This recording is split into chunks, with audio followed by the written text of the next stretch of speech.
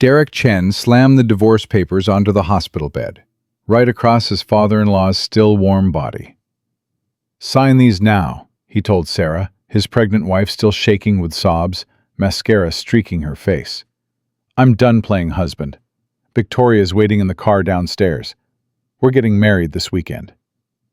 Sarah stared at him, 6 months pregnant, her father dead for less than 20 minutes, and Derek checked his Rolex. "You've got 48 hours to move out of my condo. Oh, and don't expect anything. Your daddy died broke, and you've got nothing. I already called my lawyer." He turned to leave, then looked back with a cruel smile. "By the way, I never loved you. I just needed a wife for the business image. Thanks for playing your part." What Derek didn't know, what he couldn't possibly imagine, was that the broke janitor he just insulted had left Sarah something that would destroy him completely. Now, if you've ever been abandoned by someone you trusted when you needed them most, subscribe right now, because what happens next will restore your faith in karma. Comment your city below. Let me see how far this story travels. You won't want to miss a single second of the justice that's coming. Sarah Martinez had been awake for 53 hours straight. The numbers glowed on her phone. 2:47 a.m., Thursday morning. And she couldn't remember the last time she'd eaten anything more substantial than vending machine crackers. Her father's breathing had become a rhythm she'd memorized, the ventilator's mechanical whoosh punctuating every second of the worst week of her life. "Mrs. Chen?" The night nurse spoke softly, appearing beside her chair. "You should go home. Get some rest. We'll call if anything changes." "I can't leave him," Sarah whispered, her hand wrapped around her father's calloused fingers. Even unconscious, even dying, his hands still felt strong. These were the hands that had taught her to tie her shoes, to change a tire, to stand up for herself. These hands had never failed her. Until now. Until they'd gone still. The nurse placed a gentle hand on Sarah's shoulder. "Your husband left hours ago. You need to take care of yourself. The baby—" "My husband had a meeting." The words came out automatic, defensive. Sarah had been making excuses for Derek for months now. Maybe longer. When had it started? When had his late nights become normal? When had his distance become something she just accepted? At 2 in the morning? Sarah didn't answer. She couldn't. Her father's monitors beeped steadily, artificially. Dr. Patel had explained it yesterday. Or was it the day before? Time had lost all meaning. The stroke had been massive. The damage was catastrophic. Her father wasn't in there anymore. Not really. The machines were doing everything. "Ms. Martinez?" Dr. Patel appeared in the doorway now, still in scrubs, even though her shift had ended hours ago. "Can we talk?" Sarah knew what was coming. She'd known since Tuesday, when the neurologist had shown her the scans, pointing to the dark spaces where her father's brain should have been working, should have been fighting. "He's not going to wake up," Sarah said flatly. Not a question. A statement. Dr. Patel sat down in the chair Derek should have been occupying. "No, he's not. And his living will is very clear about his wishes. I know what it says. Sarah, may I call you Sarah?" She nodded, tears already forming. "Your father doesn't want to be kept alive by machines. He made that very clear. And right now, that's all that's keeping him here. His heart, his lungs, everything is being done artificially. He's not suffering, but he's also not present." Sarah looked at her father's face. At 70 years old, James Martinez looked like he'd lived every one of those years. Deep lines around his eyes from smiling. Weathered skin from decades working outdoors. Silver hair that had once been black as coal. He'd been so strong, so steady. The kind of man who fixed everything, who solved every problem, who made her feel safe even when the world was falling apart. "How long?" Sarah asked. "If we discontinue life support? Hours, maybe less. His body is very tired. And if we don't?" Dr. Patel's expression held such compassion it made Sarah's chest ache. Days, maybe a week, but every day we keep him like this. We're keeping him somewhere he didn't want to be. He was very specific about that. Sarah knew this. Her father had made her his healthcare proxy when she turned 21. They'd had the conversation over pizza at their favorite Southside restaurant. He'd been characteristically direct about it. "When my time comes, baby girl, you let me go. No machines, no hospitals keeping me alive when I'm already gone. You promise me that." She'd promised. She'd been 21 and immortal and couldn't imagine a world where her father wasn't in it. Now she was 28, pregnant, and staring down the hardest decision of her life. "Can I have a few more minutes with him before we—" "Of course. Take all the time you need. I'll be right outside." Alone again, Sarah leaned forward until her forehead rested against her father's arm. The rough fabric of his hospital gown smelled like antiseptic and something else, something that reminded her of childhood. Maybe it was just her imagination, but she could almost smell the Old Spice he always wore, the coffee he drank every morning, the specific scent of the industrial soap he used after work. "Daddy," she whispered, "I don't know how to do this without you." The ventilator hissed. The monitors beeped. Machines answered because her father couldn't. "Derek is—" She stopped, swallowed hard. "Things aren't good. I think he's seeing someone else. I know I should ask him, should confront him, but I can't. Not now. Not with you like this. And I keep thinking, you'd know what to do. You'd tell me what I can't see. You always saw things I missed." A memory surfaced. Derek's marriage proposal 3 years ago. They'd been dating for 6 months. It had been romantic, perfect, everything she'd dreamed of. And when she'd told her father, he'd smiled. But his eyes hadn't. "You love him?" her father had asked.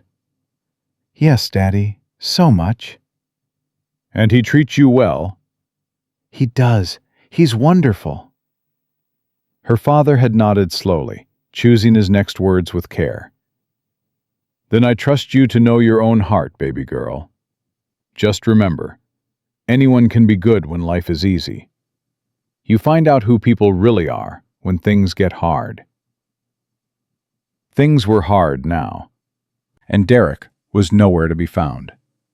Sarah's phone buzzed. A text from Derek. "Heading home to sleep. Long day. See you later." Not, "I love you." Not, "How's your dad?" Just a notification that he was going home. To their condo. The one he'd bought before they married. The one that still felt like his space, not theirs.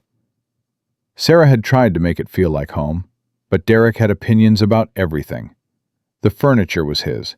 The art was his taste. Even the dishes were from his first apartment, and he'd gotten irritated when she suggested maybe getting a set together, something they'd chosen as a couple. "I like what I have," he'd said, not looking up from his laptop. "Why spend money when what's already here works fine?" Why indeed? Another text came through, but not from Derek, from a number she didn't recognize. "Sarah, this is Victoria Lang. I think we should talk. I know what you're going through right now, and I'm so sorry. But there are things you need to know about Derek. Call me when you can. Please."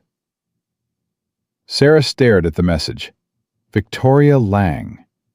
The name meant nothing to her, but the tone of the message, the timing, her stomach twisted. She was about to respond when her father's hand moved. It was small, just a twitch of his fingers, but Sarah's head snapped up. "Dad?" His eyes were still closed. The ventilator still controlled his breathing, but his fingers moved again, deliberate this time, squeezing her hand with what little strength he had left.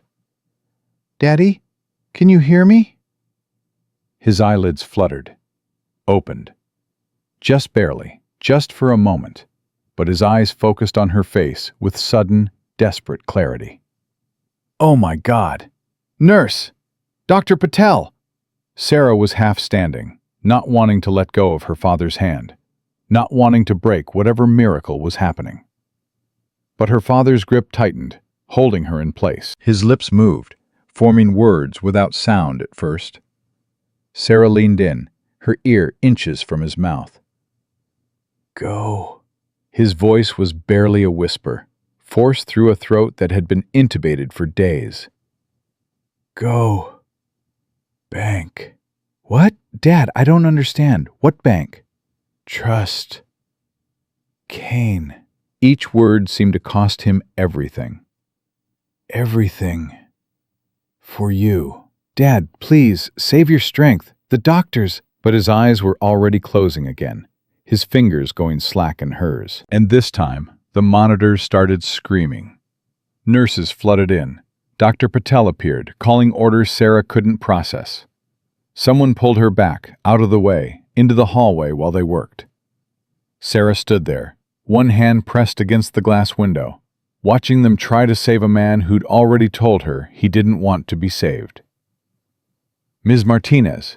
Dr. Patel appeared in the doorway 15 minutes later. Her expression said everything. "He's gone? I'm so sorry." His heart just stopped. "We tried to—" "No." Sarah's voice was surprisingly steady. "No, you did exactly what you should have done. He woke up. Just for a moment. He woke up and he told me." She paused, trying to make sense of it. "He told me to go to the bank. To trust Kane. I don't know what that means." Dr. Patel's expression softened. "Sometimes, at the end, they say things. It might not mean anything specific. The brain, when it's shutting down—" "He was lucid. He squeezed my hand." "He looked right at me." "Then maybe there's something he wanted you to know, something important enough that he fought his way back to tell you." Sarah looked through the window at her father's body, now still, the machines silent. Can I see him?" "Of course. Take all the time you need." The room felt different with the machines off, quieter, more final. Sarah sat beside her father, taking his hand one last time. It was already cooling, the warmth leaving him. "I don't know what you meant," she whispered. "I don't know what bank, or who Kane is, or what you wanted me to find. But I promise you, Daddy, I'll figure it out. I'll find whatever it is you wanted me to know." She sat there for another hour, just holding his hand, memorizing the lines of his face, the scars on his knuckles from decades of manual labor, the calluses that told the story of a hard life lived with dignity. Her phone buzzed again. "Derek, when are you coming home? We need to talk." Sarah looked at the message, then at her father, then back at the phone. Something cold settled in her chest, a certainty she hadn't felt before. She typed back, "My father just died." The response took 3 minutes. 3 minutes while Sarah sat beside her father's body, waiting to see if her husband would say something, anything, that showed he understood what she'd just lost. "Oh, sorry. Take your time then." That was it. That was all. Sarah turned off her phone. It was 6:47 a.m. when she finally left the hospital. The sun was rising over Chicago, painting the sky in shades of pink and gold that felt obscene in their beauty. How dare the world be beautiful when her father was dead? How dare the sun rise and people go about their normal days when everything had just shattered? She drove to the south side, to the old apartment building where she'd grown up. Her father had kept the lease even after she moved out, even though he rarely stayed there anymore. "Just in case," he'd always said. "Just in case you need it." Sarah let herself in with a spare key she'd never returned. The apartment smelled like her father. Coffee and Old Spice and decades of memories soaked into the walls. She collapsed on his old couch, the same one he'd slept on for 16 years, so she could have the bedroom, and let herself cry. Huge, gasping sobs that shook her entire pregnant body. The baby kicked, hard, responding to her distress, and Sarah pressed both hands to her belly. "I'm sorry, little one," she whispered. "I'm so sorry. You'll never meet him. You'll never know how amazing he was." She must have fallen asleep, because when she woke up, it was afternoon. Her phone showed 23 missed calls from Derek, 15 texts, and another message from the unknown number. Victoria Lang. Sarah called Derek first. He answered on the first ring. "Where the hell are you? I've been calling for hours." "My father died this morning, Derek." Silence on the other end. Then, "I know. You texted me. But Sarah, we really need to talk. This is important." "My father just died." "I understand that, but this can't wait. I'm at the condo. Come home. We need to have a conversation." Something in his tone made Sarah's blood run cold. What kind of conversation? "Just come home, Sarah, please." She ended the call without responding. The message from Victoria Lang was still waiting. Against her better judgment, Sarah opened it. "Sarah, my name is Victoria Lang. I run a marketing firm here in Chicago. I've been seeing your husband for 3 months. I didn't know he was married at first. He told me he was divorced. When I found out the truth, when I found out you were pregnant, I was horrified. I wanted to tell you myself, face to face, but Derek begged me not to. He said he'd tell you, that he just needed time. But now, with your father passing, I can't keep this secret anymore. You deserve to know the truth. He's planning to ask you for a divorce. Today. And I'm so sorry. You don't deserve this. No one does. If you want to talk, I'm here. Not as his whatever I am, but as one woman to another. I'm so sorry for your loss." Sarah read the message 3 times. Then she opened Instagram, found Victoria Lang's profile, and started scrolling. The woman was beautiful. Mid-20s, perfectly styled, the kind of polished professional that Sarah had never been. Her feed was full of carefully curated shots, rooftop bars, luxury restaurants, business conferences. And there, dated 2 weeks ago, was a photo that made Sarah's hands shake. Derek. At a restaurant Sarah recognized, an expensive place in River North they'd been to once, for their anniversary. He was sitting across from Victoria, both of them laughing, wine glasses raised. The caption, "Celebrating new beginnings with someone special," posted 2 weeks ago. While Sarah was dealing with her father's stroke, while she was sitting in hospital waiting rooms and making impossible decisions about life support. Sarah's phone rang. Derek again. She answered this time. "I saw the Instagram post." Silence. Then, "What post?" "Victoria Lang, 2 weeks ago. You took her to Maple and Ash." More silence. Sarah could hear him breathing, could practically hear him calculating his response. "Sarah, listen. How long?" "It's not what you think." "How long have you been sleeping with her, Derek?" 3 months. But it's not serious. It just happened. We worked together on the Evanston development and things just... My father was dying." I know, and the timing is terrible. But Sarah, we both know this marriage hasn't been working for a while. We've been unhappy." "We?" Sarah's voice rose. "We've been unhappy? Or you've been unhappy? Don't do this. Don't make me the villain. You've been distant for months, ever since you got pregnant, ever since your dad got sick. You've been somewhere else. I felt alone in this marriage." "You felt alone?" Sarah was standing now, pacing the small apartment. "I've been caring for my dying father while 6 months pregnant, and you felt alone?" "This isn't productive. Look, I'm going to stay at a hotel tonight. Give us both some space. But we need to talk, really talk, about what happens next. I've already spoken to a lawyer. You what? Just preliminary stuff. Understanding my options. Our options. I want this to be as painless as possible for both of us. Painless. The word tasted like ash. You're asking me for a divorce the day my father died. And you want it to be painless? I'm trying to be honest with you, finally. Isn't that better than lying? You've been lying for 3 months. And now I'm not. Look, I'll support the baby financially. I'm not going to abandon my responsibilities. But Sarah, this marriage is over. We both know it. I'm just saying it out loud. Sarah sat back down, one hand on her belly where the baby was kicking up a storm. When? When what? When did you decide it was over? When did you look at me and decide I wasn't enough? Derek sighed, the sound of a man who just wanted this conversation to end.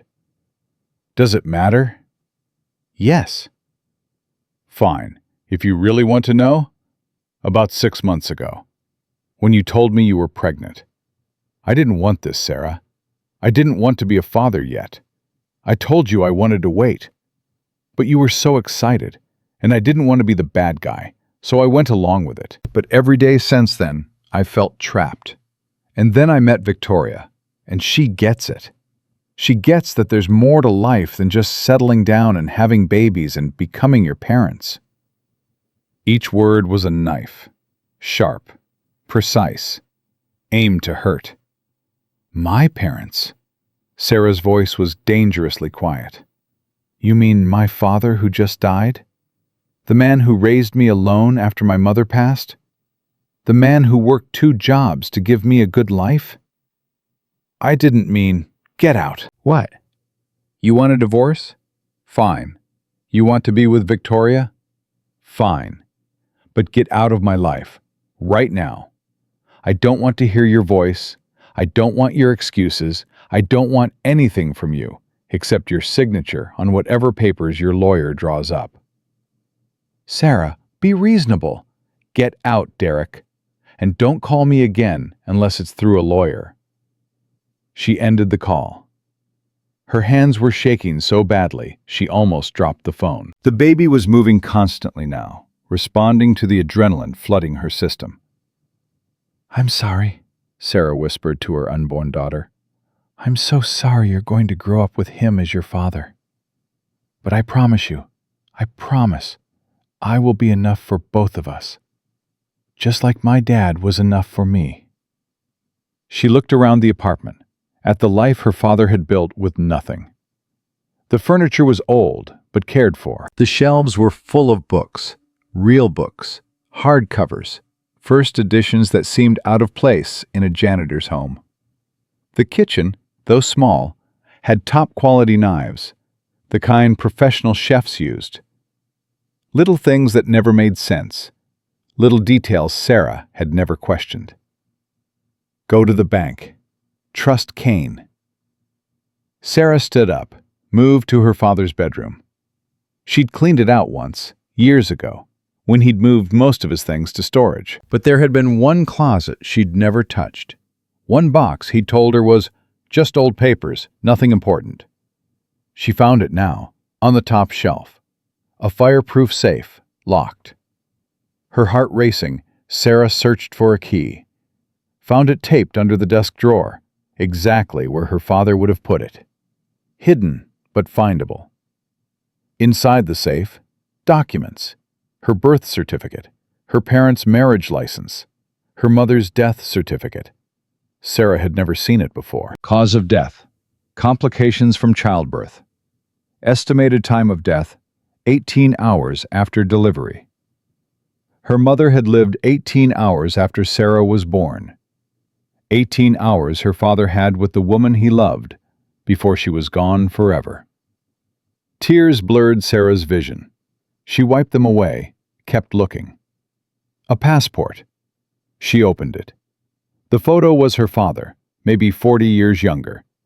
But the name listed was James Alexander Hartwell III. Birthplace, Greenwich, Connecticut. Not James Martinez. Not Mexico. Not Cuba. Not any of the places she'd vaguely assumed her father had come from, based on the last name he'd given her. Hartwell. There was a business card clipped to the passport. Heavy cardstock. Expensive. Kane and Associates, Private Wealth Management, Chicago. An address on Michigan Avenue, the top floors of one of the most expensive buildings in the city. And on the back, in her father's handwriting, Robert Kane. When the time comes, Sarah pulled out her phone, dialed the number on the card.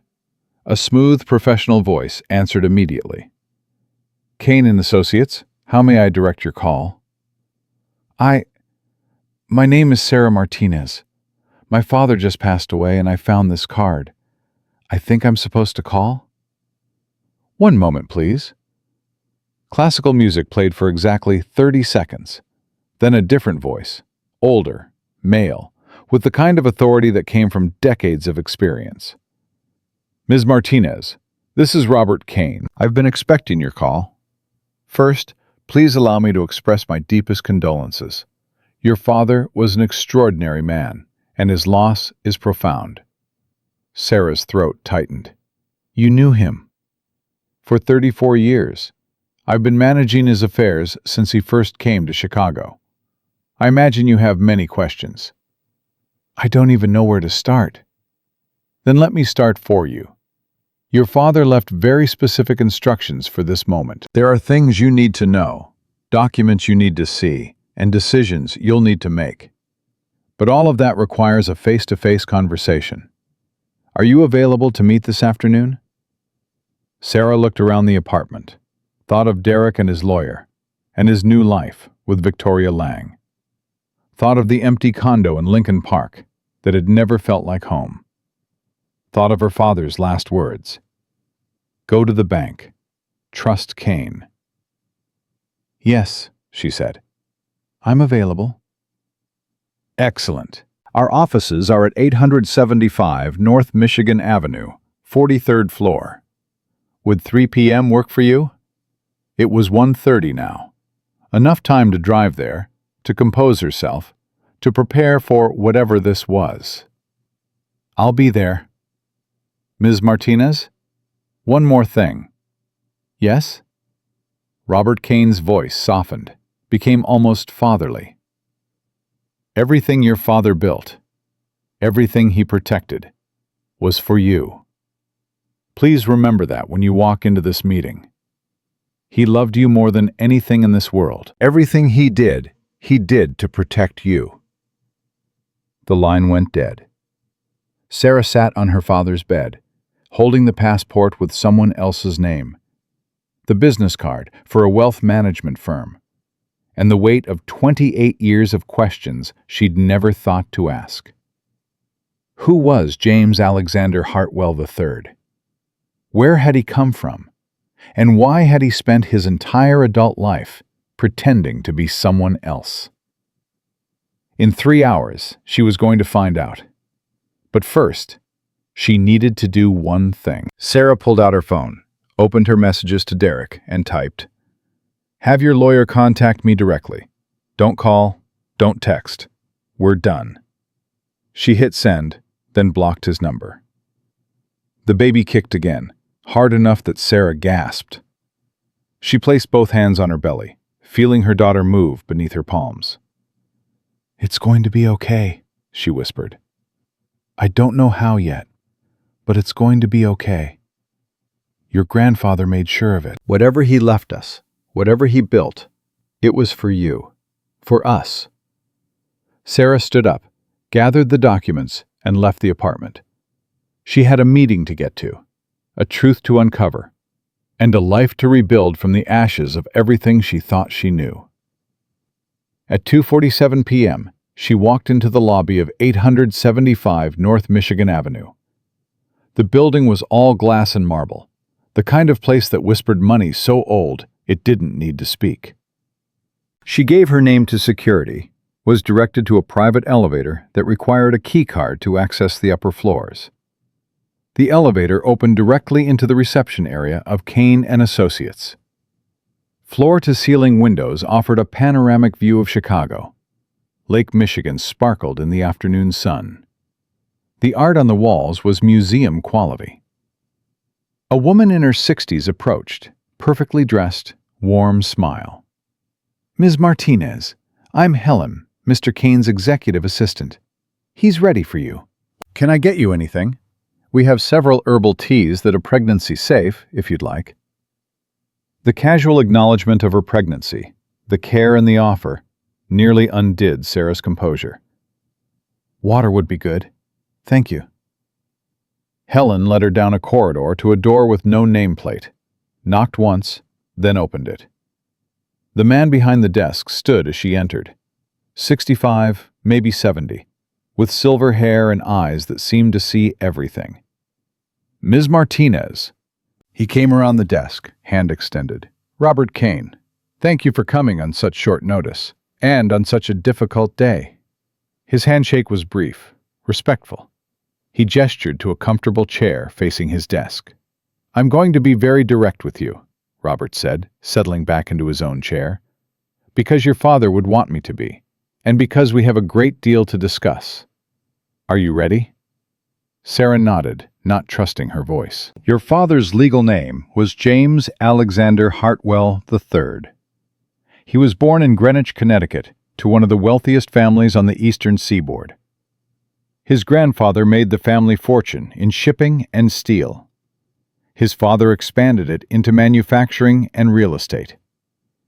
By the time your father was born, the Hartwell family was worth approximately $11 billion. The number hit Sarah like a physical blow. Your father was the sole heir. He was groomed from childhood to take over the family empire. The best schools, the right connections, every door opened before he even reached for the handle. By 24, he was sitting on multiple corporate boards, making decisions that affected thousands of employees and millions of dollars. Robert paused, watching Sarah carefully. "And then he met your mother, Elena Rodriguez. She was working at a bookstore near Harvard, where your father was getting his MBA. By all accounts, it was love at first sight. They dated for 2 years. Your father wanted to marry her, but his family said no," Sarah whispered. "They did more than say no. They gave him an ultimatum. The family had already arranged a marriage for him, the daughter of another wealthy family. A merger of dynasties, as they called it. If your father married Elena, he would be disinherited, cut off completely, removed from the family as if he'd never existed. He chose her." "He did. Walked away from $11 billion. Changed his name. Moved to Chicago. Started over with nothing but the woman he loved and absolute certainty that he'd made the right choice." Sarah felt tears streaming down her face. "But here's what the Hartwell family never knew," Robert continued, opening a folder on his desk. "Your father didn't trust them. He'd grown up watching them weaponize money, use it to control people, to destroy anyone who didn't fall in line. So before he walked away, he moved assets, quietly, legally. Over the course of 3 years, he and I created an irrevocable trust so complex, so carefully structured, that even his family's army of lawyers couldn't touch it." He slid a document across the desk. Sarah looked down at numbers that didn't make sense, couldn't make sense. "Over the last 34 years, I've managed that trust according to your father's very specific instructions. Conservative investments, no risks, slow, steady growth. The kind of wealth building that doesn't attract attention but compounds beautifully over time." Robert pointed to the bottom line. "The trust is currently valued at $5.2 billion, Sarah, and every penny of it belongs to you." Sarah's vision blurred. The numbers on the paper seemed to move, rearranging themselves, because, surely she was reading them wrong. 5.2 billion. That wasn't possible. That was the kind of money that existed in movies, in Forbes magazines, in worlds so far removed from a one-bedroom apartment on the south side that they might as well be different planets. I don't understand, she whispered. Robert Kane's expression held infinite patience, the look of a man who'd anticipated every reaction. Your father spent 34 years building this for you. Every investment was carefully chosen. Every risk was calculated. He wanted you to have security, Sarah. The kind of security that means you never have to depend on anyone, never have to compromise yourself for money, never have to stay in a situation that hurts you because you can't afford to leave. Sarah's hand moved to her belly, to the baby growing inside her. The baby whose father had just demanded a divorce. The baby who Derek had admitted he never wanted. He knew, she said. Somehow, he knew this would happen. Your father understood people. He understood that wealth attracts a certain type of person, and he understood that poverty teaches you who really loves you. Robert pulled out another document, this one thick with legal language. This is the trust agreement. I'm going to walk you through the most important parts, but the summary is simple. This money is yours, completely, irrevocably, protected from creditors, lawsuits, and anyone who might try to claim it through marriage. Through marriage? Sarah's voice cracked. You mean Derek. I mean anyone, but yes, that includes your current husband. Robert opened the document to a flagged page. This is called a spousal exclusion clause. Your father added it when the trust was created, and he updated it every 5 years to make absolutely certain it was ironclad. Any person you marry has zero claim to these assets. Zero. If you divorce, they get nothing from this trust. If you die, they get nothing. This trust passes to your children, to your designated beneficiaries, but never to a spouse. Sarah felt something shift in her chest. Derek had been so confident, so certain that she had nothing, that she was nothing without him. Does anyone else know about this? She asked. Only me, and now you.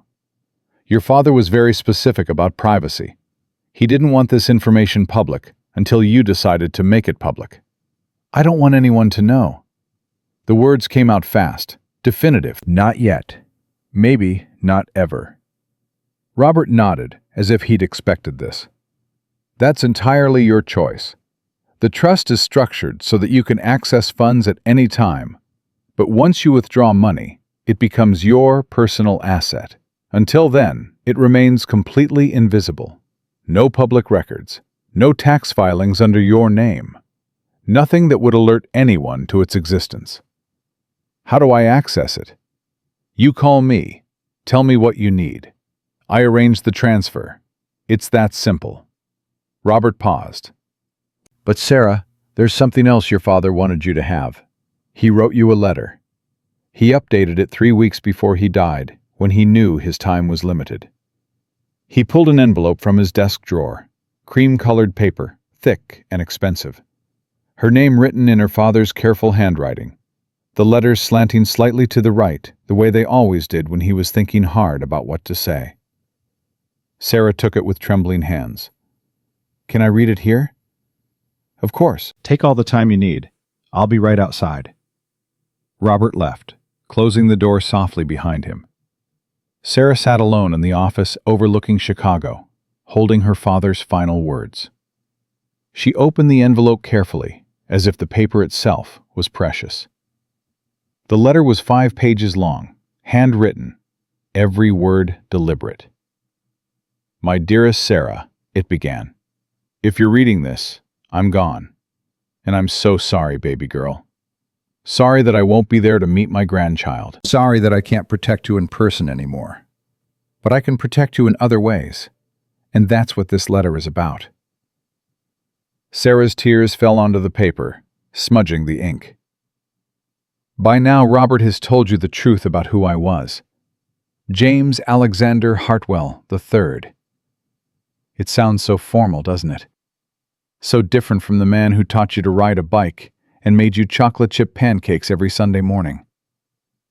But that formal name, that old life, it's important for you to understand, because it's the key to understanding why I did what I did. Sarah wiped her eyes, kept reading. I was born into privilege, extreme privilege, the kind that ruins people because they never have to earn anything, never have to struggle, never have to develop character. I watched my father use money as a weapon. I watched my grandfather destroy people's lives because they dared to disagree with him. I watched people sell their souls, their integrity, their children's futures for the Hartwell name and Hartwell money. And I hated it. Every day of my childhood, every year at those boarding schools, every minute of those corporate meetings where we talked about people like they were numbers on a spreadsheet. I hated who I was becoming. Sarah could hear her father's voice in every word, could see him sitting at their small kitchen table, choosing his words the way he always did, with care and purpose. Then I met your mother.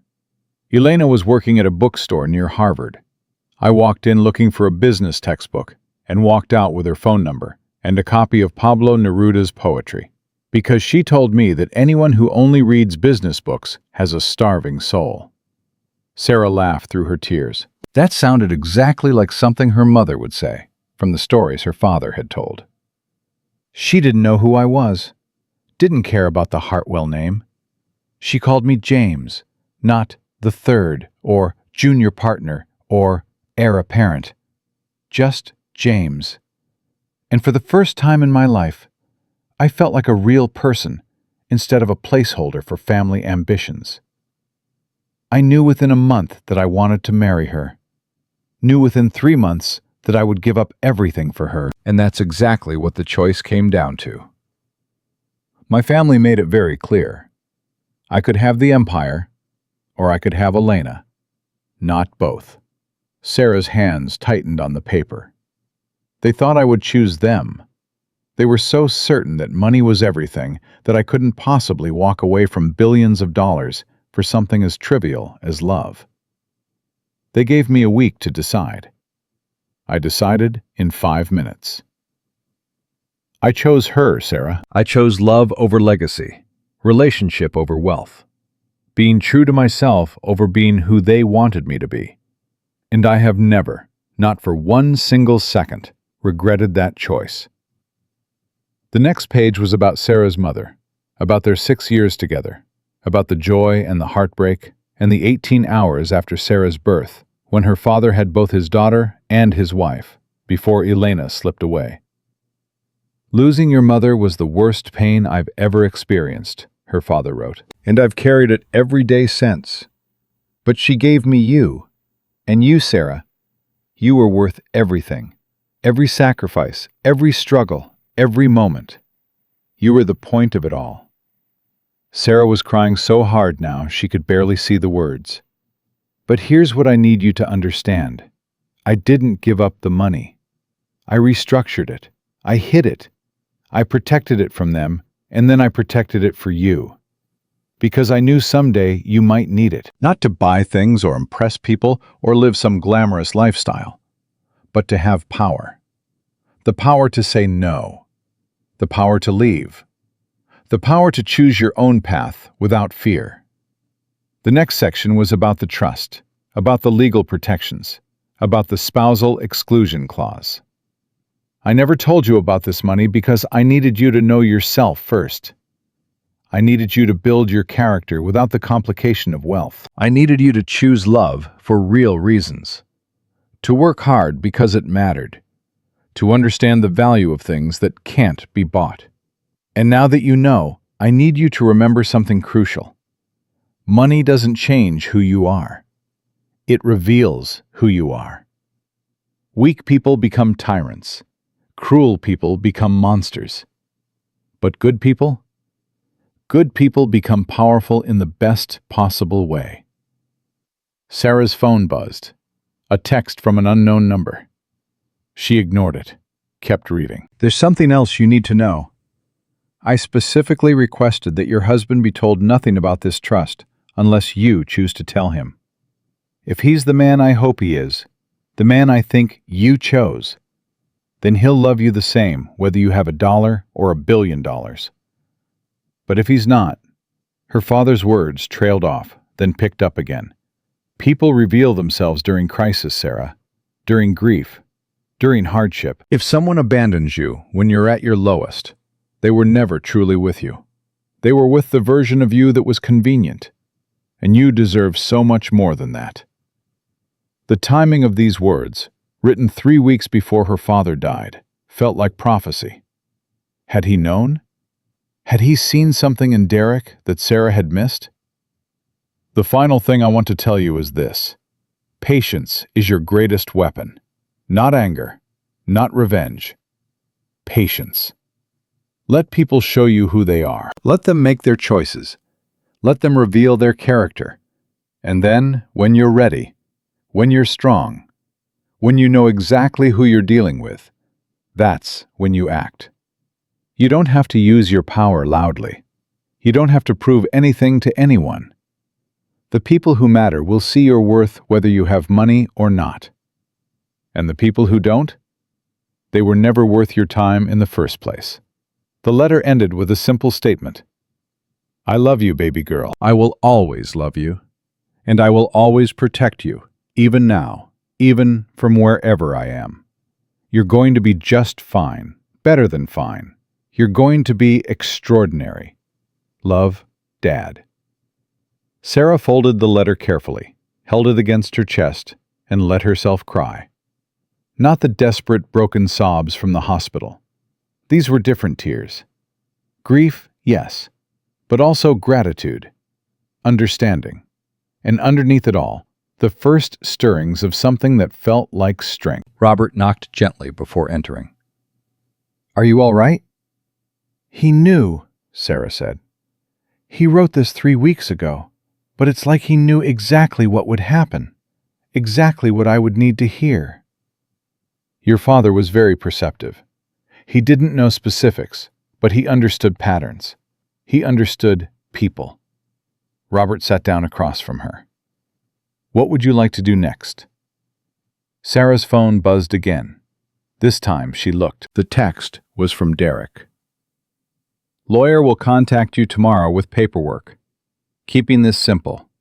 You keep your personal items, I keep the condo and my assets. Fair split. Fair split.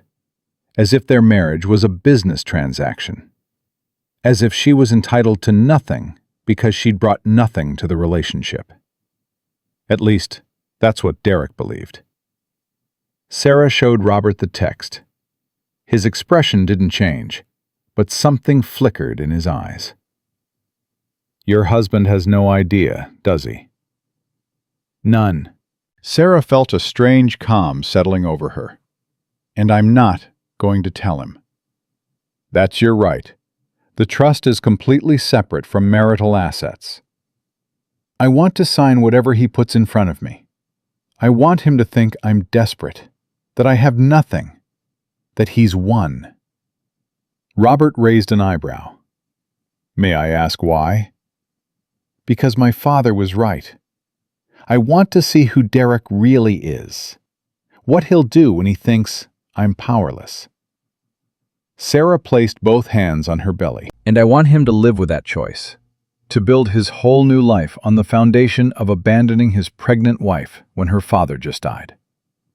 And then, someday, when he finds out the truth, I want him to understand exactly what he threw away. That's not revenge, Robert said quietly. That's justice. No, it's patience.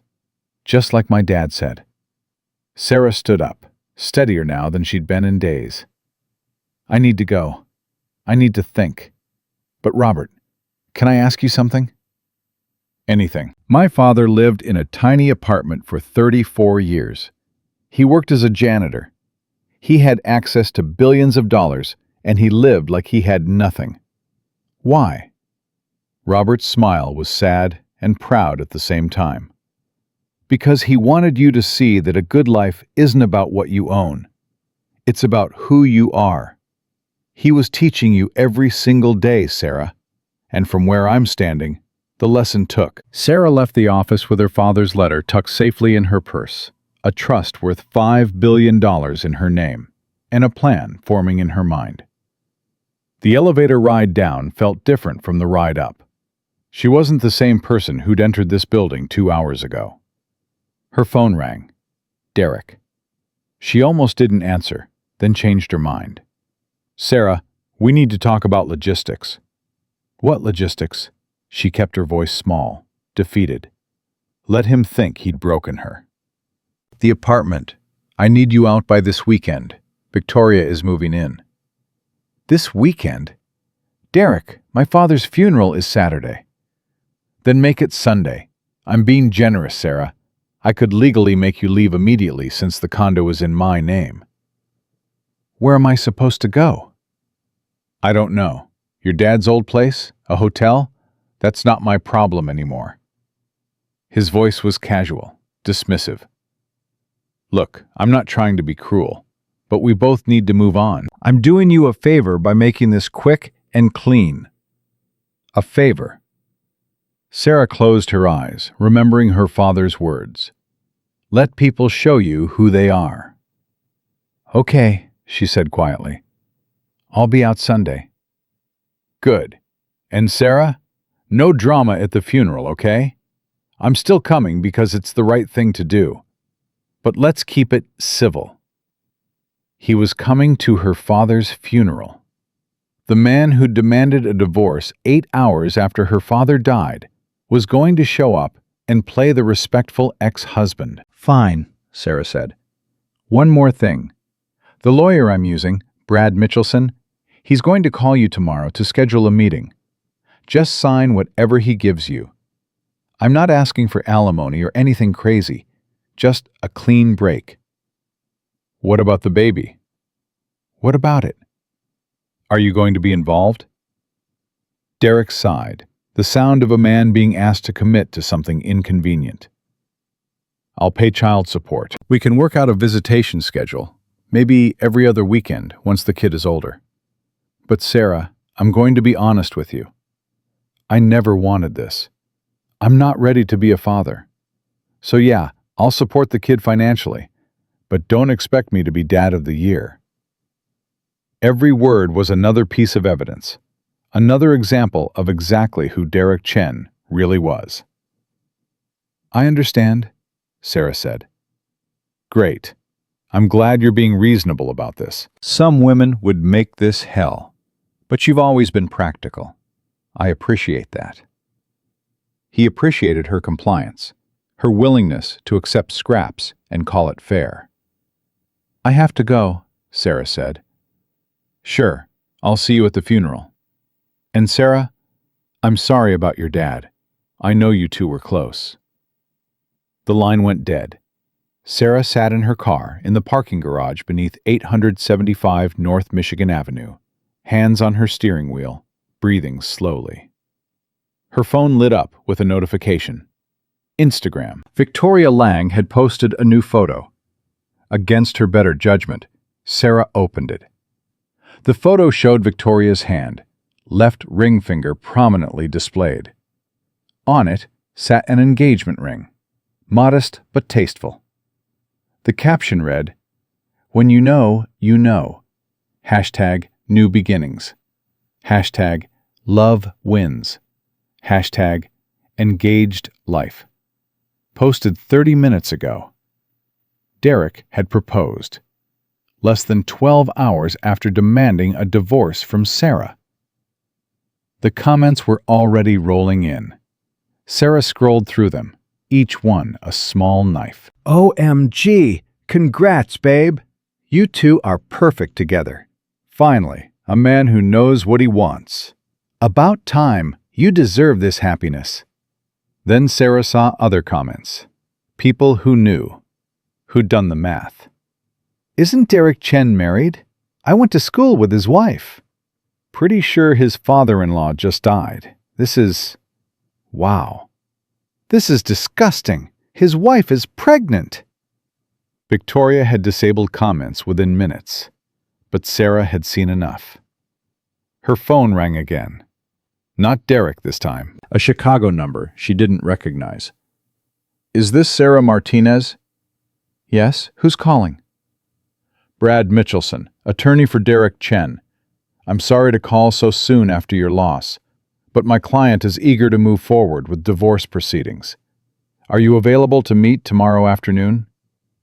Tomorrow. Her father had been dead for less than 24 hours. Can we do it over the phone?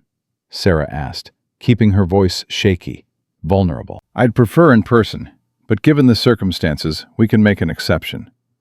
I'll email you the preliminary agreement tonight. It's very straightforward.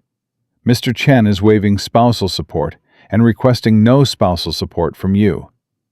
You keep your personal items and vehicles. He retains the condo and his business assets. Given that you were married less than 3 years and brought no significant assets to the marriage, this is a very fair division. Brought no significant assets to the marriage. If only he knew. What about child support? Sarah asked. Mr. Chen is prepared to pay the state-required minimum based on his reported income. He's requesting minimal visitation rights, which, frankly, works in your favor. Joint legal custody, but primary physical custody to you. State-required minimum. Based on his reported income. Derek made 6 figures. The minimum support would barely cover diapers. And if I agree to all of this, we can have the divorce finalized within 60 days. Quick, clean, everyone moves on with their lives. Sarah thought of her father's letter, of patience, of letting people reveal themselves completely. Send me the paperwork, she said. I'll sign it. Excellent. Mrs. Chen, I know this is difficult, but Mr. Chen really is trying to make this as painless as possible for you. Painless. That word again. Thank you, Sarah said, and meant it. Because every word from Derek's lawyer, every clause in the agreement, every assumption they were making about her situation was going to look very different in hindsight. She drove to her father's apartment, let herself in, and sat on his old couch. The space still smelled like him. She pulled out her father's letter, read it again, and made a decision. She would sign everything Derek put in front of her. She would move out without a fight. She would let everyone believe she was broken, desperate, abandoned. She would attend her father's funeral with dignity, would let Derek and Victoria play their parts, would let the world see her as the victim. And then she would build something, not out of anger, not out of revenge, but out of purpose. Her father had spent 34 years protecting her. Now it was her turn to honor that protection by using it wisely. Sarah opened her laptop, searched for divorce attorneys, not to fight Derek, but to make absolutely certain that every legal document she signed was airtight, that the separation of assets was completely clear, that Derek would have zero claim to anything she built from this moment forward. She found a firm specializing in high net worth divorces, made an appointment for the next morning under a different name, paying cash for the consultation. She wasn't ready to reveal her situation, but she needed to understand exactly what she was signing. The email from Derek's lawyer arrived at 9 p.m. 12 pages of legal documents that essentially gave Derek everything, and Sarah nothing but her personal belongings and her car. A 7-year-old Honda Civic.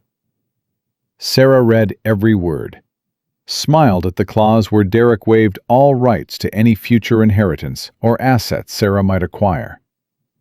He thought he was protecting himself from some hypothetical windfall. He had no idea that windfall already existed, already belonged to her, already sat in a trust with his name specifically excluded.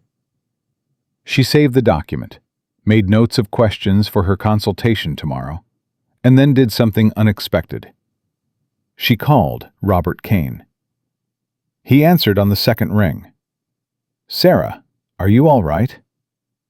I need to understand something. If I sign these divorce papers, if Derek legally has no claim to any of my assets, can he ever challenge that? If he finds out later about the trust? No. Once the divorce is final and he's signed away his rights, it's done. He'd have to prove fraud, and there's no fraud here. You're not hiding marital assets. The trust was created before you were born, funded before you were married, and specifically designed to be separate from any spousal claims. So I could sign everything he wants, let him think he's getting a great deal, and he'd have zero recourse later? Correct. In fact, the more generous the settlement appears to be on his end, the harder it would be for him to claim he was treated unfairly. Good. Sarah felt that calm settling over her again. Robert, I want to do something with the foundation money. Not now, but soon. My father wanted to help people. I want to honor that. We can discuss that whenever you're ready. There's no rush. There's one more thing. The funeral is Saturday. Derek is coming. He's bringing his new fiancée. Robert was quiet for a moment. That takes a special kind of cruelty. Let him come. Let everyone see exactly who he is.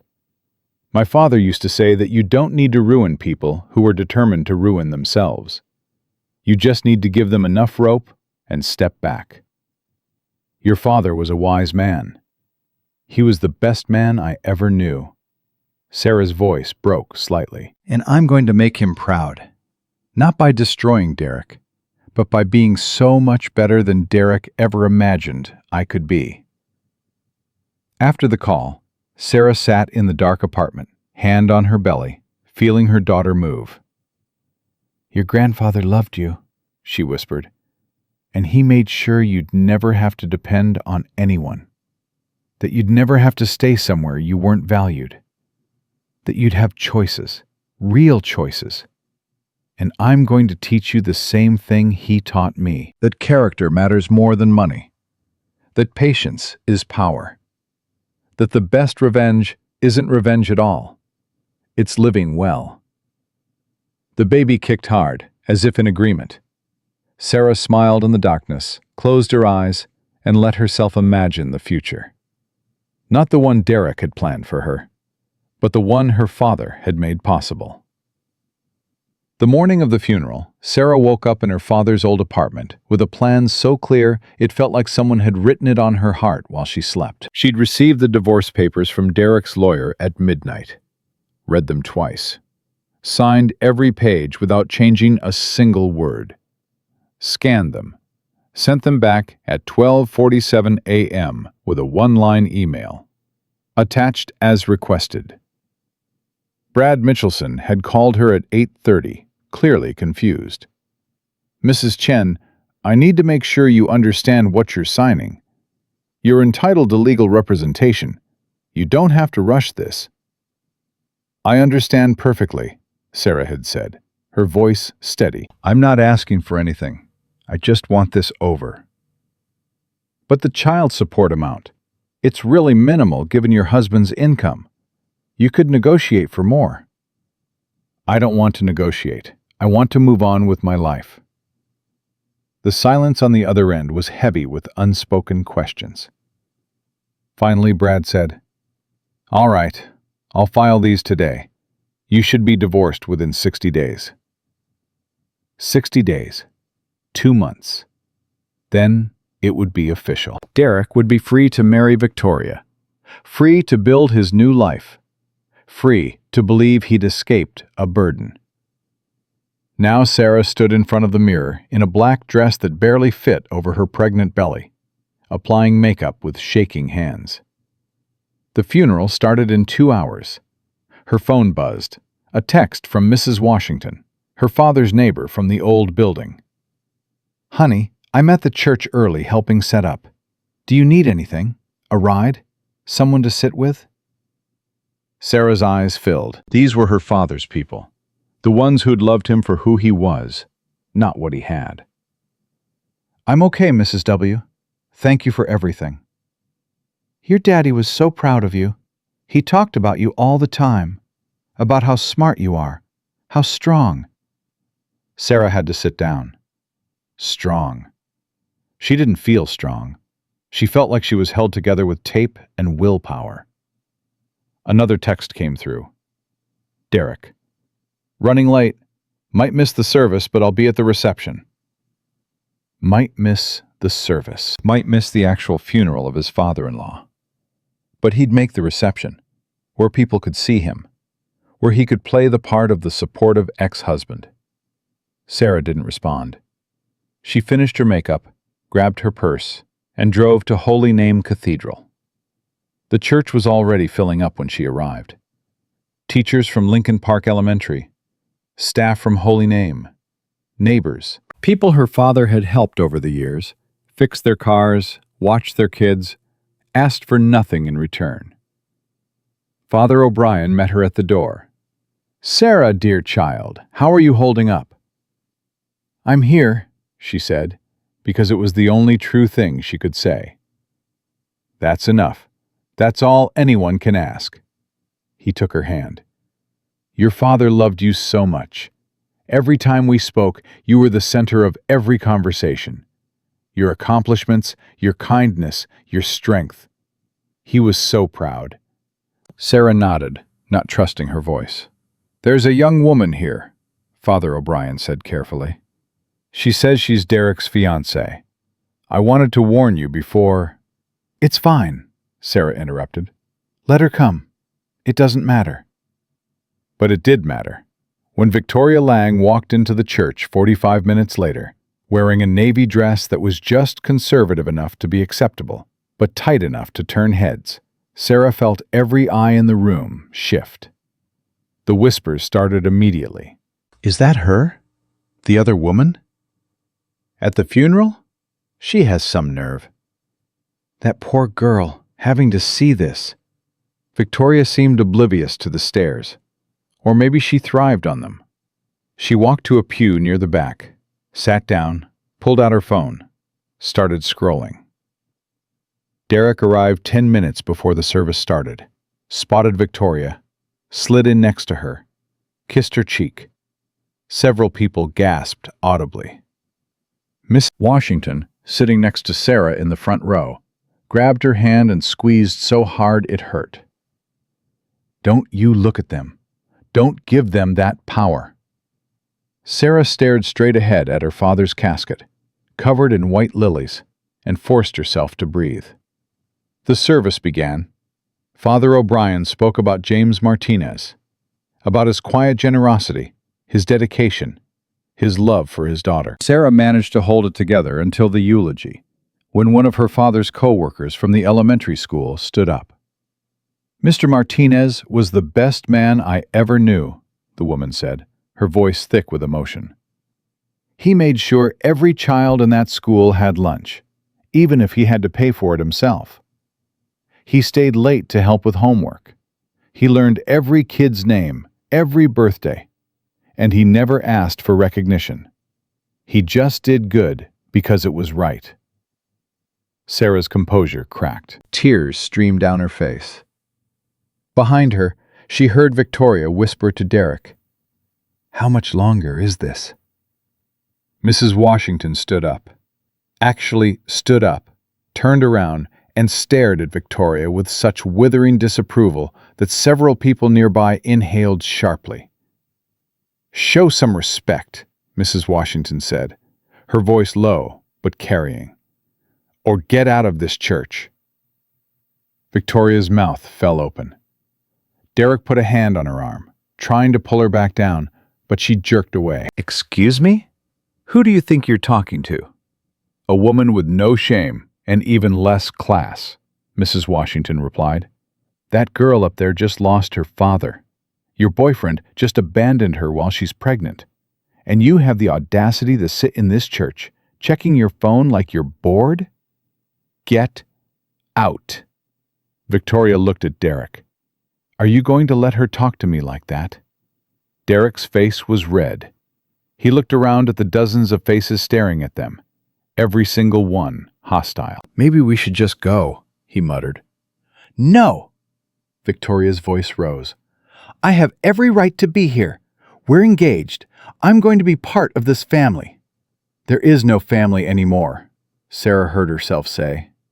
She'd turned around without meaning to, was looking directly at Victoria for the first time. Derek and I are getting divorced. He has no connection to my father, and neither do you. So please, if you have any decency at all, leave. Victoria's eyes narrowed. You can't tell me what to do. This is a public funeral in a church. I can stay if I want. Father O'Brien appeared at the end of the pew. Actually, as the officiant, I can ask you to leave. And I am. Both of you. Right now. Derek stood up quickly. We're going. Come on, Victoria. But Victoria wasn't done. This is ridiculous. Sarah, you need to get over this. Derek and I are together now. You need to accept it and move on. The entire church was silent, watching, waiting. Sarah stood up, one hand on her pregnant belly, and looked at Victoria with perfect calm. You're right. I do need to move on, and I will. But not here, not today. Today is about my father, a man who had more integrity in his little finger than you and Derek have combined. So please, leave, or I will have you escorted out. Victoria's face flushed. She grabbed her purse, turned on her heel, and stormed out. Derek followed, but not before glancing back at Sarah with something that might have been guilt or might have been annoyance. She couldn't tell and didn't care. The funeral continued. Sarah delivered a short eulogy about her father's hands, about how they'd fixed everything, built everything, held her when she cried. She made it through 3 sentences before her voice broke completely, and Mrs. Washington had to help her back to her seat. At the graveside, rain started to fall. Sarah stood under an umbrella someone handed her, watching her father's casket lowered into the ground, and felt a terrible finality settle over her. This was real. He was really gone. Her phone buzzed, a text from Derek. That was completely uncalled for. Victoria was trying to be supportive, and you embarrassed her in front of everyone. Very mature, Sarah. Sarah deleted the text without responding. Another message came through, this one from Robert Kane. I heard what happened at the church. Your father would be proud of how you handled yourself. Call me when you're ready to discuss next steps. Next steps. The foundation. The plan her father had set in motion before he died. 3 days later, Sarah sat in Robert's office, signing papers that would establish the Martinez-Hartwell Foundation. $50 million in initial funding, focus on education, job training, and support for single parents. Your father left very specific instructions about the announcement, Robert said, sliding another document across his desk. He wanted it public. He wanted people to know who he really was, what he'd built, and why. When? Sarah asked. He suggested 6 weeks after his death. Enough time for you to grieve, to finalize your divorce, to prepare yourself. And the gala? He planned that too. Every detail. The venue is booked. The invitations are designed. The guest list is complete. Sarah looked at the list Robert handed her. 200 names. Community leaders, nonprofit directors, teachers from her father's school. And there, near the bottom, Derek Chen, +1. Why is he on here? Sarah asked. Robert's smile was small and knowing. Your father specifically requested it. He wanted Derek to see, to understand, to know exactly what he'd walked away from. My father didn't know Derek would ask for a divorce. No, but he understood the pattern. He understood that some men only value what they think they can't have. And he wanted to make very, very clear what Derek had lost. Sarah sat back, processing this. Her father had anticipated Derek's betrayal. Not the specifics, maybe, but the possibility. And he'd prepared for it. When do the invitations go out? Tomorrow. The announcement of the foundation goes to media outlets on Monday. 4 days. In 4 days, the world would know that James Martinez, the janitor from Lincoln Park Elementary, had actually been James Hartwell III, billionaire heir. That he'd given up everything for love. That he'd built a fortune in secret to protect his daughter. That his daughter was now one of the wealthiest women in Chicago. "I want to be there when Derek finds out," Sarah said quietly. "You won't have to be. His reaction will be enough." The announcement hit the Chicago Tribune on Monday morning. Front page of the Metro section. Secret billionaire lived as janitor for 34 years. Leaves massive fortune to daughter. The article was detailed, thorough, devastating. It included photos of her father from his Hartwell days, young and wealthy in expensive suits. Photos of him at Lincoln Park Elementary in his maintenance uniform. Quotes from Robert about the trust, about the foundation, about James's decision to walk away from his family's empire for love. And there, in the final paragraphs, a mention of Sarah. James Martinez's daughter, Sarah Chen, will serve as director of the Martinez Hartwell Foundation. Ms. Chen, currently going through a divorce, has chosen to honor her father's legacy by focusing on families in crisis. Sarah's phone started ringing at 6 a.m. and didn't stop. Former classmates, people from her father's church, news outlets requesting interviews. She ignored them all except one call from Mrs. Washington. "Is it true?" the older woman asked, wonder in her voice. "Your daddy was really a billionaire?" "Yes." "Lord have mercy. And he lived like us, worked like us, never acted like he was better than anyone." "He was better than everyone," Sarah said softly. "Just not because of money." "That husband of yours must be sick right about now." Sarah allowed herself a small smile. "I wouldn't know. I blocked his number." But she didn't need Derek to call. Social media told her everything she needed to know. Victoria's Instagram, which had been private, was suddenly public again. The engagement announcement was deleted. The posts about Derek were gone. Her bio no longer mentioned being engaged. Someone sent Sarah a screenshot of a text exchange that was circulating. Victoria to a friend. "Did you see the news about Derek's ex-wife? Her father was worth $5 billion. Derek left her right after he died. He's such an idiot. I'm not tying myself to that kind of judgment." So Victoria was having second thoughts. Calculating the social cost of being with a man who'd abandoned a pregnant billionaire heiress during her grief. The invitation to the gala arrived at Derek's office on Wednesday. Sarah knew because his secretary called her. "Miss Martinez, I have Derek Chen's assistant on the line. She's asking if the invitation to the Martinez Hartwell Foundation Gala is legitimate." "It is," Sarah said. "And Mr. Chen is actually invited?" "He is, by name. His name was on the list my father created before he died." Silence. Then, "I'll let them know. Thank you." 20 minutes later, Derek's number appeared on her blocked calls list 17 times in a row. She unblocked it long enough to send one text. "Communicate through lawyers only." His response was immediate. "Sarah, we need to talk. Please, this is important." "Lawyers only." "For God's sake, I just found out your father was James Hartwell. The James Hartwell. You're a billionaire and you didn't tell me?" Sarah stared at the message. The entitlement dripping from every word. The assumption that she'd owed him that information.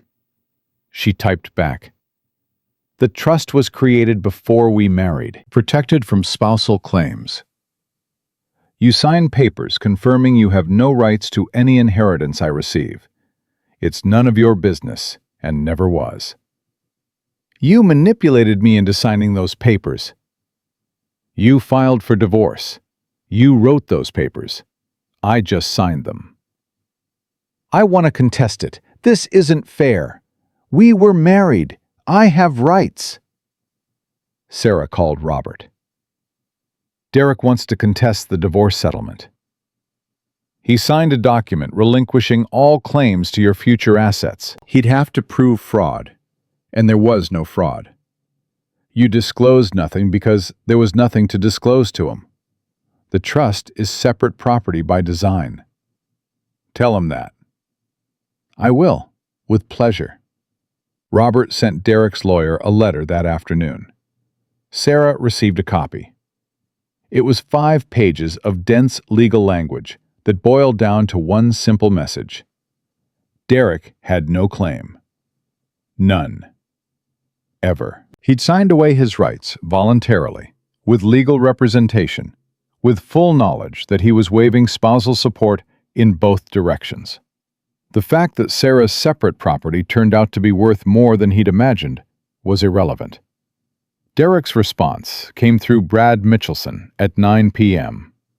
Mr. Chen accepts the terms as written. He will attend the gala as invited and expects civil treatment. Civil treatment. As if he was doing her a favor by showing up. Sarah laughed out loud when she read it. The sound startled her. She couldn't remember the last time she'd laughed. The gala was 2 weeks away. Sarah had a dress made, a stunning emerald green that accommodated her growing belly. She had her hair styled. She practiced her speech with Robert until she could deliver it without crying. And she waited. The night before the gala, Victoria called. Sarah saw the number, almost ignored it, then answered. What do you want? I need to talk to you, woman to woman. We have nothing to say to each other. Please, Sarah, 5 minutes. I'm begging you. Something in Victoria's voice made Sarah pause. Desperation. Fear. Fine, 5 minutes. I made a mistake. With Derek. I didn't know he was married at first, I swear. He told me he was divorced. By the time I found out the truth, I was already involved. And he kept saying he was going to leave you, that the marriage was over anyway. Is there a point to this? I broke off the engagement after I saw the news about your father, about the foundation. I realized Derek is exactly who you said he was. A user, a manipulator. And I don't want to be another woman he ruins. Good for you, Sarah said flatly. But he's obsessed now. With you, with the money. He keeps talking about how he made a mistake, how he needs to fix this. Sarah, I think he's going to try something tomorrow night, at the gala.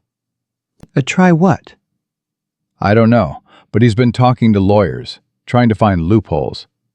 He's convinced himself that he deserves part of your father's money because you were married when your father died. The trust was created decades before we married. I know that. You know that. But Derek doesn't care about facts. He cares about what he thinks he's entitled to. Victoria took a shaky breath. I'm telling you this because I don't want to be part of whatever he's planning. I want out completely. Then get out. That's not my problem. He's bringing someone tomorrow, not me. Some lawyer he met. They're planning something. Sarah's hand tightened on the phone. Thank you for the warning. Sarah, I really am sorry. For everything. You didn't deserve what he did to you. No, I didn't. But I survived it. And that's more than Derek's going to be able to say about tomorrow night. Sarah hung up and immediately called Robert. Derek's bringing a lawyer to the gala. Let him. Let him bring 10 lawyers. It won't change anything. He's planning something. Sarah, your father planned for this, for all of this. Trust the process. Trust. That word again.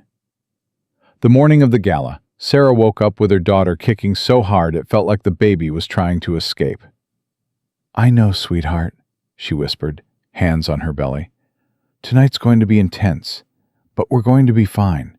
Your grandfather made sure of it. She dressed carefully, deliberately. The emerald dress fit perfectly. Her hair fell in soft waves. The diamond necklace from her father's safe deposit box rested at her throat, antique and understated. Robert picked her up at 6. The gala started at 7. You ready for this? he asked as they drove toward the venue. "I've been ready my whole life. I just didn't know it." The venue was stunning.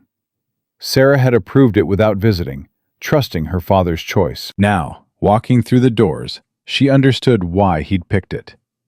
Elegant without being ostentatious. Beautiful without being flashy. The kind of place that whispered old money and good taste. Guests were already arriving. Sarah greeted them from a private room, watching through a window as Chicago's nonprofit leaders, education reformers, and community organizers filled the space. These were her father's people, even if most of them hadn't known his real identity. At 7:15, Derek arrived. Sarah watched him step out of an Uber, not his usual Tesla. Victoria hadn't been lying about the breakup then. And beside Derek was a man in an expensive suit carrying a briefcase. The lawyer. They checked in, received their name tags, walked into the main hall. Sarah saw Derek's eyes widen as he took in the opulence, the scale, the clear wealth on display. "Ms. Martinez," Helen appeared at her elbow. "It's time." Sarah took one last deep breath, placed both hands on her belly for courage, and walked toward the ballroom.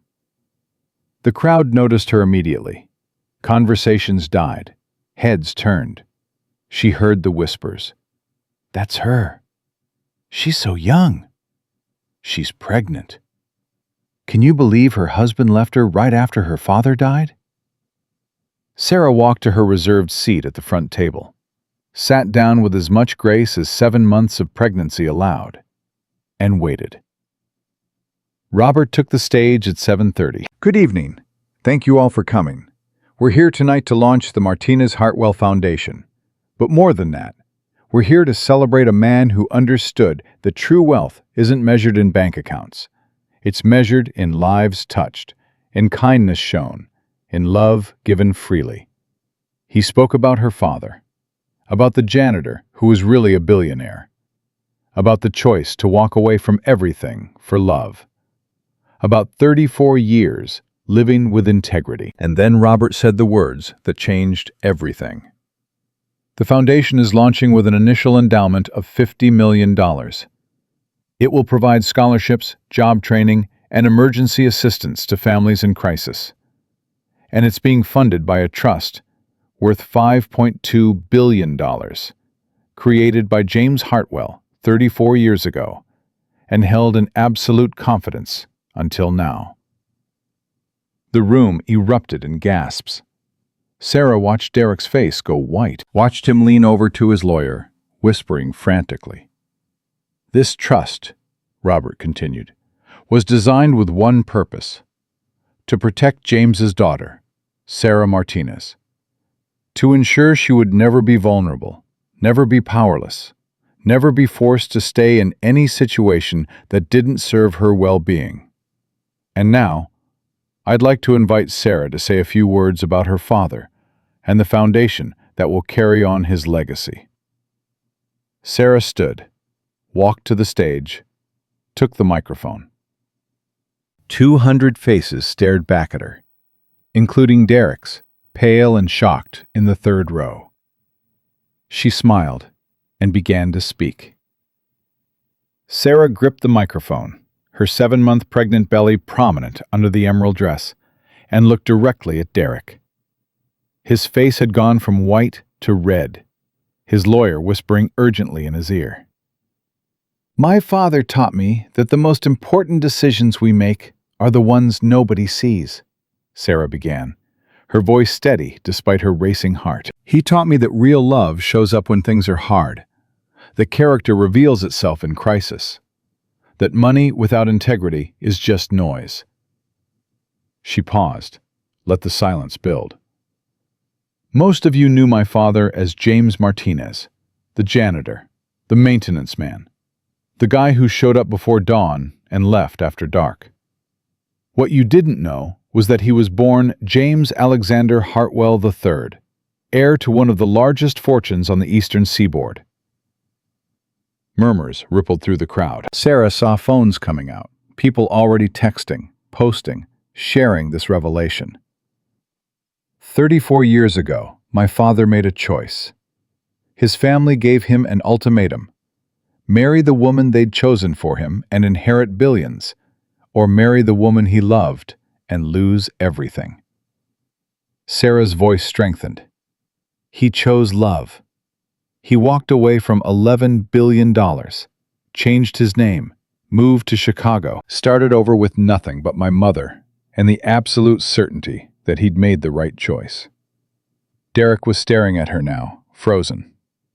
My mother died 18 hours after I was born, complications from childbirth, and my father raised me alone, in a one-bedroom apartment on the South Side. He slept on the couch for 16 years so I could have the bedroom. He worked 2 jobs. He taught me that what you own doesn't define you. Who you are when nobody's watching, that's what matters. Sarah placed a hand on her belly. The baby kicked hard, as if encouraging her to continue.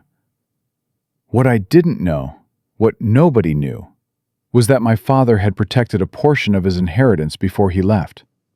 Created a trust so carefully structured that even his own family couldn't touch it.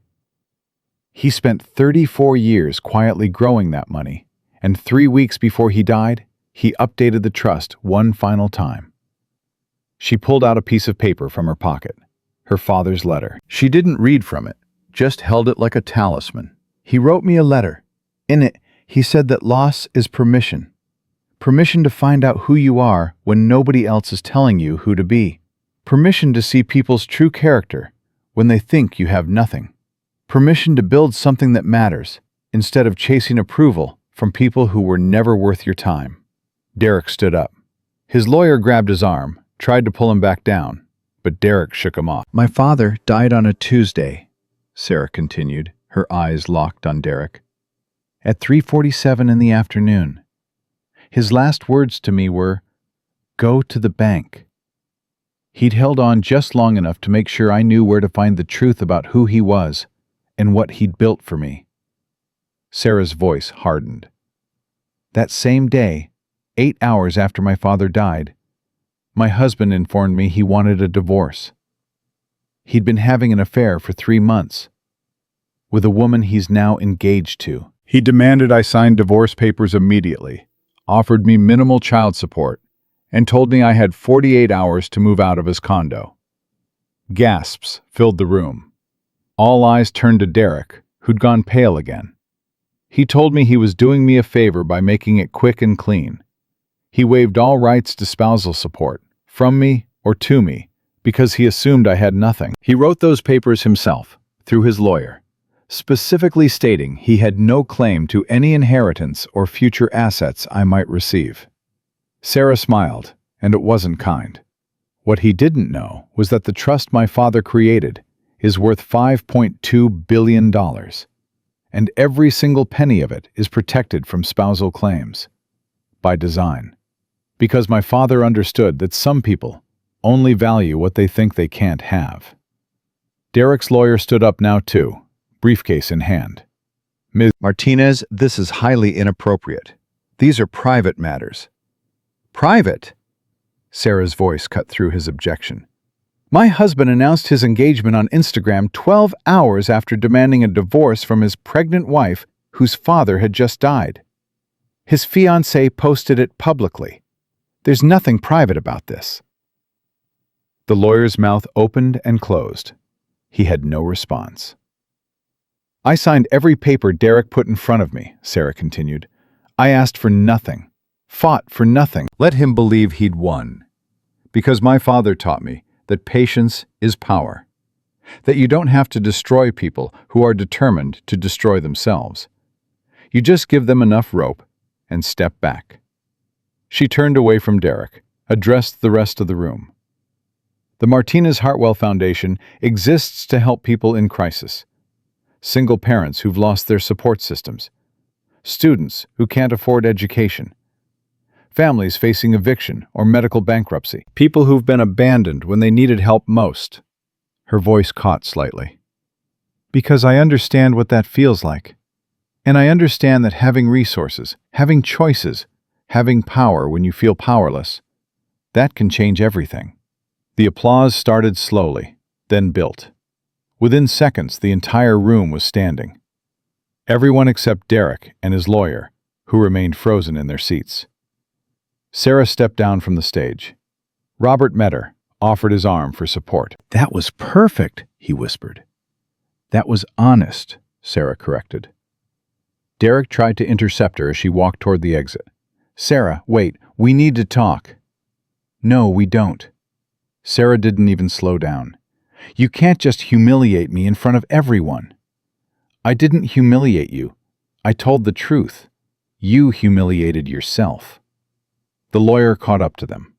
"Ms. Martinez, my client has concerns about the timeline of disclosures. If you knew about this inheritance during the divorce proceedings—" "I knew nothing during our marriage," Sarah said flatly. "I discovered the trust 3 hours after Derek demanded a divorce, at which point he was no longer entitled to any information about my private finances. The trust was created before I was born. The spousal exclusion clause has been in place for 34 years. Derek signed papers relinquishing all claims to my future assets. There's nothing to contest." "We'll see about that." Robert stepped forward. "Mr. Davison, I've read every document you filed. I've reviewed every signature. Your client was represented by counsel, signed voluntarily, and explicitly waived all spousal claims in both directions. If you pursue this, you'll be sanctioned for filing frivolous litigation. I suggest you advise your client accordingly." The lawyer's jaw tightened. He turned to Derek. "We need to talk. Privately." Derek ignored him, focused on Sarah. I made a mistake, okay? I admit it. But Sarah, we can fix this. We can work this out. The baby, our daughter, she deserves to have both parents. Our daughter deserves to have one parent who values her, Sarah interrupted. One parent who'll show up. One parent who won't abandon her the moment things get difficult. She's got that. She's got me. You can't just cut me out. I'm not cutting you out. You removed yourself. You told me you never wanted this baby. You said you'd pay minimum child support and see her every other weekend, maybe. Those were your words, Derek. I'm just holding you to them." Sarah felt pain ripple across her belly. Sharp, sudden, unmistakable. She gasped, one hand flying to her stomach. Robert caught her arm. "Sarah?" "I'm fine. Just the baby kicking." But it happened again, stronger this time. And Sarah realized with sudden clarity that this wasn't kicking. "I need to go," she said urgently. "Are you in labor?" Robert's eyes widened. "I don't know. Maybe. It's too early. I'm only 31 weeks. Another contraction hit, hard enough to double her over. Derek reached for her. "Let me help. Don't touch me!" Sarah's voice was sharp, final. She looked at Robert. "Hospital. Now." Robert already had his phone out, calling for the car. Within minutes, Sarah was in the back seat, breathing through contractions that were coming faster than they should. "Call my doctor," she managed between breaths. "Dr. Patel, Northwestern." Derek appeared at the car window, knocking on the glass. "Sarah, let me come with you. Please, let me be there." Robert rolled down the window just enough to speak. "Mr. Chen, you made your choices. Live with them." The car pulled away. Sarah looked back once, saw Derek standing in the parking lot, his lawyer beside him, both of them watching her leave. Another contraction hit. Sarah gripped Robert's hand so hard she thought she might break his fingers. "It's too early," she whispered. "She's not supposed to come yet." "Northwestern has the best NICU in the city," Robert said calmly. "She's going to be fine. You're both going to be fine." At the hospital, they rushed Sarah to labor and delivery. Dr. Patel was already there, somehow, waiting. "Stress-induced preterm labor," she said, after examining Sarah. "We're going to try to stop it. Give the baby more time." "But Sarah, if we can't, We need to deliver. 31 weeks isn't ideal, but we've had excellent outcomes at this gestation. I don't want to do this alone, Sarah said, and hated how small her voice sounded. You're not alone. Robert appeared in the doorway. I called Mrs. Washington. She's on her way. And I'm not going anywhere, unless you want me to. Sarah started crying. You barely know me. I knew your father for 34 years. I made him a promise that I'd take care of you if anything happened to him. I'm keeping that promise. Mrs. Washington arrived 20 minutes later, breathless and worried. Baby girl, what happened? The gala, the speech. Derek, it was too much stress, and now the baby's trying to come, and it's too early. Hush now. That baby knows exactly when she's supposed to arrive. She's a fighter, just like her mama. They managed to stop the labor, barely. Doctor, Patel put Sarah on strict bed rest, gave her medications to prevent contractions, and told her that the baby would likely come within the week regardless. You need to stay calm, Dr. Patel said firmly. No stress, no visitors, nothing that will trigger more contractions. Can I go home? Absolutely not. You're staying here where we can monitor you both. Sarah spent 3 days in the hospital bed, bored and terrified in equal measure. Mrs. Washington visited every day, bringing homemade soup and stories about Sarah's father that she'd never heard. Robert came each evening with updates about the foundation, about the media coverage of the gala, about the applications already pouring in from families needing help. And Derek kept calling. Sarah's phone showed 47 missed calls, 19 voicemails, 32 text messages. She didn't listen to any of them, didn't read them, just watched the numbers climb. On the third day, a massive flower arrangement arrived. 3 dozen roses, white and pink. The card read, Sarah, I'm sorry. Please let me see my daughter when she's born. I want to be there. I want to try. Derek. Sarah gave the flowers to the nurse's station. 2 hours later, Derek showed up in person. Sarah heard him in the hallway, arguing with the nurse. I'm her husband. You have to let me in. Actually, sir, you're her ex-husband, and she's listed you as no contact. You need to leave. That's ridiculous. We're not even divorced yet. I have rights. Sir, if you don't leave immediately, I'm calling security. Sarah heard footsteps, then Derek's voice closer to her door. Sarah! Sarah, I know you can hear me. Please, just talk to me for 5 minutes. That's all I'm asking. Mrs. Washington, who'd been dozing in the chair beside Sarah's bed, stood up and marched to the door, opened it, stepped into the hallway. Boy, you have got some nerve showing up here. This isn't your business, Mrs. Washington. That girl in there is my business. Her daddy was my friend for 20 years. I watched her grow up, and I watched you destroy her at the worst moment of her life. So yes, this is my business. I made mistakes. I know that. But I'm trying to make it right. You can't make this right. You can't fix what you broke. The only thing you can do is leave her alone and let her heal. She's having my baby. No, she's having her baby. You gave up your right to be involved when you told her you never wanted to be a father, when you demanded she abort, when you said you'd only pay minimum support and see the kid every other weekend. You think we don't know? You think she didn't tell us what you said? Sarah heard Derek's sharp intake of breath. That was before. I was angry and confused and showing exactly who you really are. Now get out of this hospital before security makes you. Heavy footsteps, Derek leaving. But his voice carried back. Tell her I'm not giving up. Tell her I want to be there when my daughter is born. Mrs. Washington came back into the room. That boy is persistent, I'll give him that. He doesn't want me, Sarah said quietly. He wants what he lost.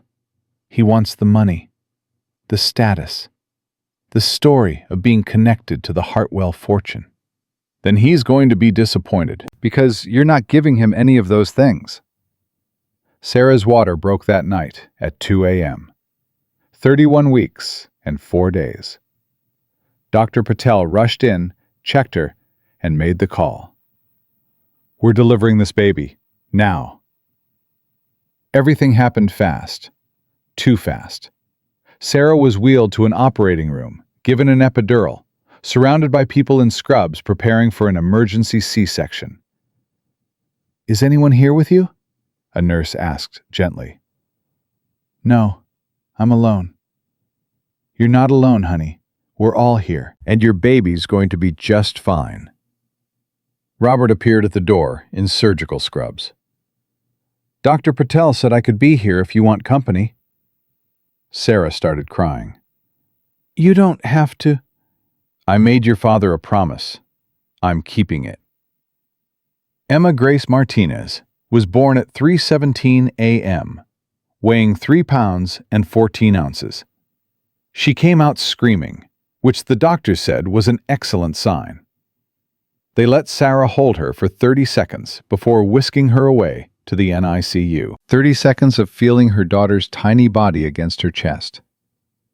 30 seconds of seeing perfect miniature features, dark hair, eyes that might be her father's gray, or might turn brown like Sarah's. 30 seconds before they took her away to machines and monitors and expert care. Sarah lay in recovery, empty and terrified, while Robert made calls. Mrs. Washington arrived at dawn, took one look at Sarah's face, and started crying, too. "Is she okay?" Sarah asked for the 100th time. "The doctors say she's doing great. Breathing on her own, strong heartbeat. She's a fighter." Sarah was moved to a recovery room, hooked to monitors, told she couldn't see Emma yet, not until she was stable enough to be wheeled to the NICU. Her phone rang. Derek. Again. This time, Sarah answered. "What?" "I heard. The baby came. Is she okay? Are you okay?" "How did you hear?" "Victoria told me. Someone from the hospital posted on social media." "Sarah, let me come see her. Please, I want to meet my daughter." Sarah felt exhaustion settle over her like a blanket. "No. You can't keep me from my own child. Watch me. You're not on the birth certificate. You have no legal rights until paternity is established. And I'm not establishing it until you prove you're actually interested in being a father, not just protecting your image." "That's not fair." "Fair? You want to talk about fair?" Sarah's voice rose. "You abandoned me when my father died. You filed for divorce while I was grieving. You told me you never wanted this baby. You said you'd see her every other weekend, maybe. And now that you know I have money, now that you realize you made a mistake, suddenly you want to be involved? No, absolutely not." "I was wrong. I admit that. But people make mistakes, Sarah. They deserve second chances. Second chances are for people who show remorse before they find out what they lost. You're not sorry you hurt me. You're sorry you lost access to $5 billion. She hung up, blocked his number again. And when the nurse finally wheeled her to the NICU, when Sarah saw her daughter for the first time, in an incubator, surrounded by wires and tubes, but breathing, thriving, fighting, she made a decision. Derek would get his court-ordered visitation eventually. The law would give him that. But he would never, ever be part of their family. He would be a legal obligation. Nothing more. Emma spent 4 weeks in the NICU. Sarah was there every day, every hour the hospital allowed. She learned to change impossibly tiny diapers, to give Emma bottles of pumped breast milk, to read monitors and understand medical jargon. Robert visited 3 times a week, always bringing updates about the foundation. Mrs. Washington came daily with food, stories, and unwavering support. Derek sent gifts, expensive ones, a designer crib, a $1,000 stroller, toys that Emma wouldn't be able to use for months. Sarah donated all of it to the NICU Family Resource Center. The foundation's first scholarship recipient was announced while Emma was still in the hospital. A single mother of 3 who'd been accepted to nursing school but couldn't afford tuition. The foundation covered everything: tuition, books, childcare, living expenses for 2 years. The woman came to the hospital to thank Sarah in person, bringing her 3 kids. You changed my life, she said, crying. My kids are going to watch their mama graduate college. They're going to see that hard work matters, that education matters. Because of you. Sarah held Emma, so tiny, against her chest, and understood what her father had been trying to teach her all along. Power wasn't about having money. It was about what you did with it. Emma came home on a Tuesday, exactly 1 month after she was born. 4 pounds, 2 ounces. Healthy. Perfect. Cleared by every specialist. Sarah carried her daughter into the apartment she'd rented, a spacious 2-bedroom in a safe neighborhood, and laid her in the crib that Mrs. Washington had helped her assemble. Welcome home, baby girl, she whispered. It's just you and me. But we're going to be okay. Better than okay. Her phone buzzed. A text from an unknown number. Congratulations on bringing Emma home. I'd like to arrange a time to meet her. Derek. Sarah didn't respond. Another text. I've hired a lawyer. I'm filing for paternity testing and visitation rights. You can cooperate, or we can do this the hard way. Sarah called Robert. Derek's suing for paternity and visitation. Let him. He'll get court-ordered visitation eventually, probably supervised at first. But Sarah, he's making this very easy for you. Every text, every demand, every threat. It's all evidence of exactly who he is. What do you mean? I mean, when Emma gets older and asks why her father wasn't around, you'll have documentation. Proof that you didn't keep her from him. Proof that he only wanted access when it benefited him. Proof that you protected her from someone who valued her as a possession, not a person. 2 weeks later, the paternity test confirmed what everyone already knew. Emma was Derek's biological daughter. The court granted him supervised visitation, 2 hours, once a week, at a neutral location, with a social worker present. Derek showed up to the first visit 40 minutes late, apologetic and disheveled. Traffic was terrible, he explained to the social worker. He held Emma awkwardly, like she might break. Tried to feed her a bottle, but got frustrated when she wouldn't latch. Handed her back to the social worker after 20 minutes. This is harder than I thought, he said. The second visit, he canceled. Work emergency. The third visit, he showed up with Victoria. They'd gotten back together, apparently. The social worker told him only legal parents were allowed. Derek argued. Victoria cried. They left without seeing Emma. By the 6th visit, Derek stopped showing up altogether.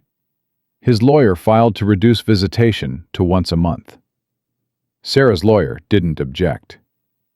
The foundation grew. Within 6 months, they'd awarded 40 scholarships, helped 15 families avoid eviction, paid medical bills for 8 families facing bankruptcy. Sarah worked from home, Emma beside her in a bassinet, making decisions about grants, reviewing applications, building something that mattered. Her father's old colleagues from Lincoln Park Elementary started a mentoring program through the foundation. Mrs. Washington organized a support group for single parents. And slowly, quietly, Sarah built a life. Not the life she'd planned, not the life she'd imagined when she married Derek, but a good life, a meaningful life, a life her father would have been proud of. Derek's texts became less frequent, once a week, once a month, then silence. Victoria's Instagram showed them traveling, Europe, Asia, expensive restaurants and luxury hotels, living the life they thought they deserved. Sarah didn't follow them, didn't care. She was too busy changing diapers and reviewing grant applications and teaching Emma to smile. On Emma's first birthday, Sarah threw a party. Nothing extravagant, just Mrs. Washington, Robert, some families from the foundation, teachers from her father's school, people who'd shown up, people who mattered.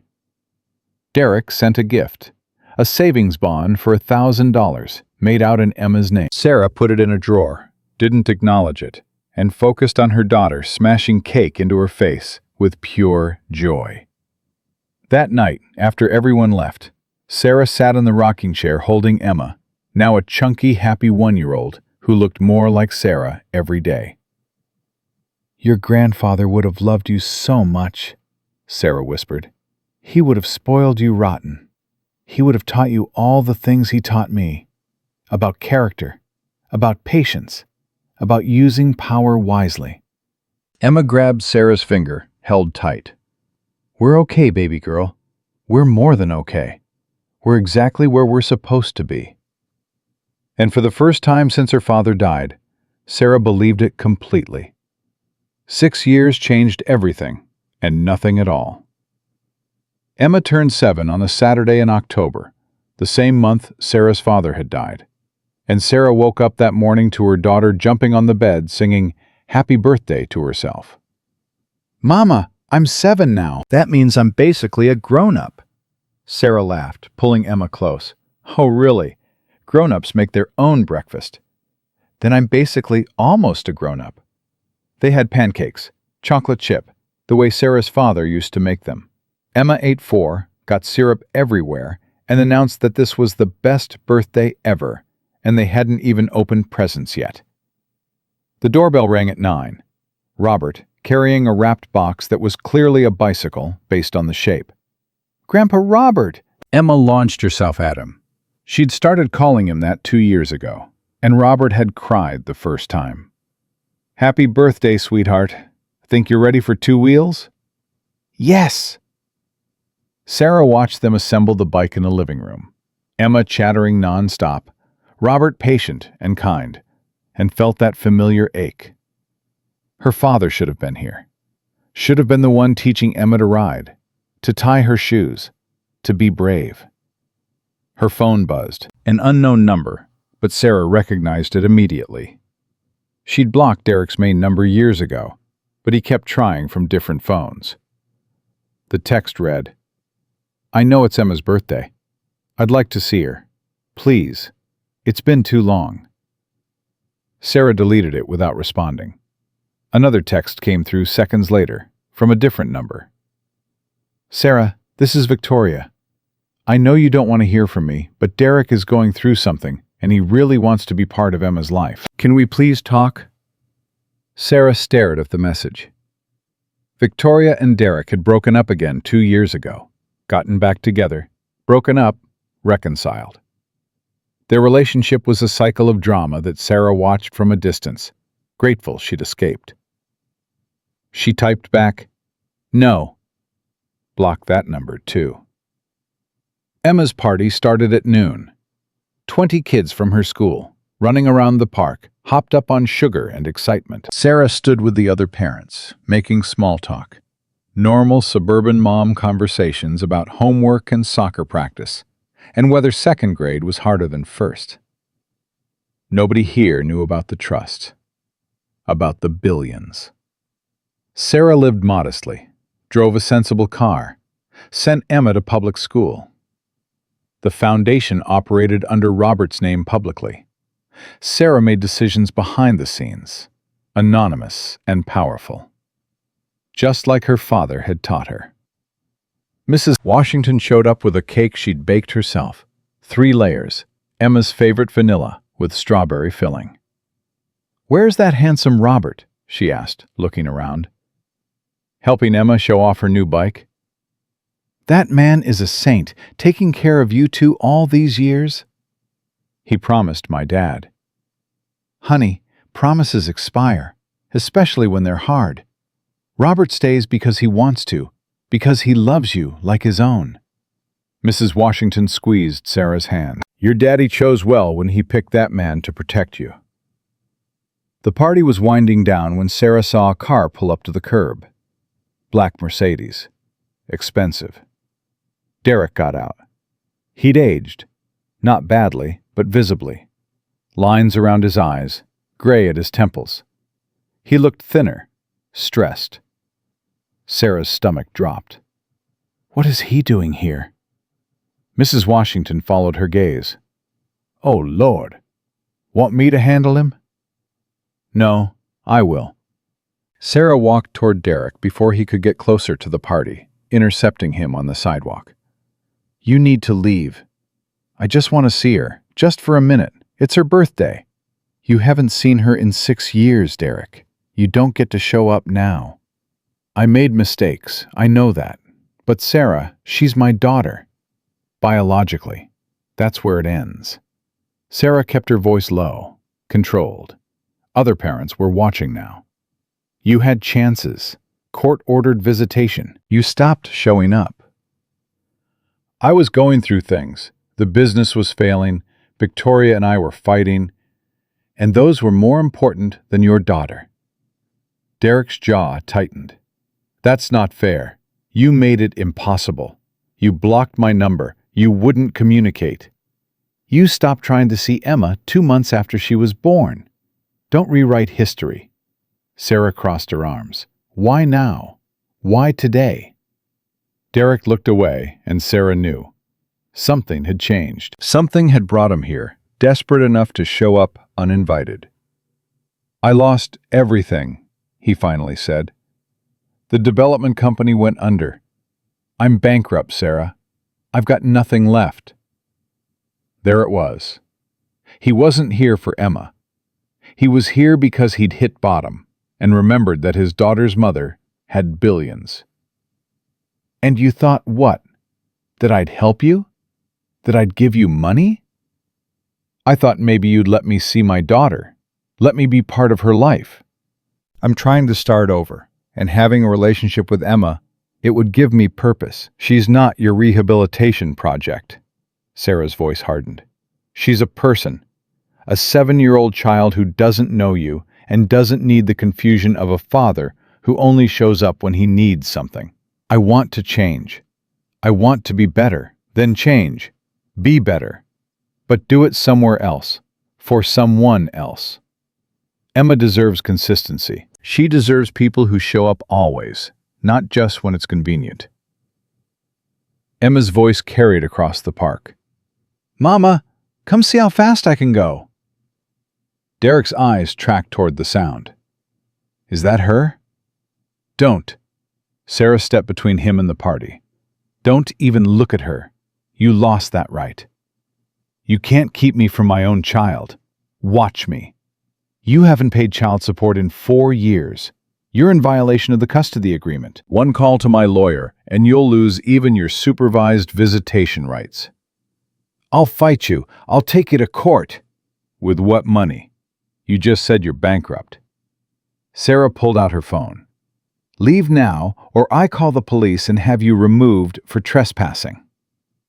Derek stood there, hands clenched, face red. For a moment, Sarah thought he might argue more, might make a scene. But then something in him crumpled. Please, he said, and his voice broke. I've lost everything. My business, my reputation. Victoria left me again. Emma is all I have left. Emma was never yours to lose. You threw her away before you even met her. Sarah started to walk back to the party, then turned. Get help, Derek. Real help. Figure out who you are without money, without status, without people you can use.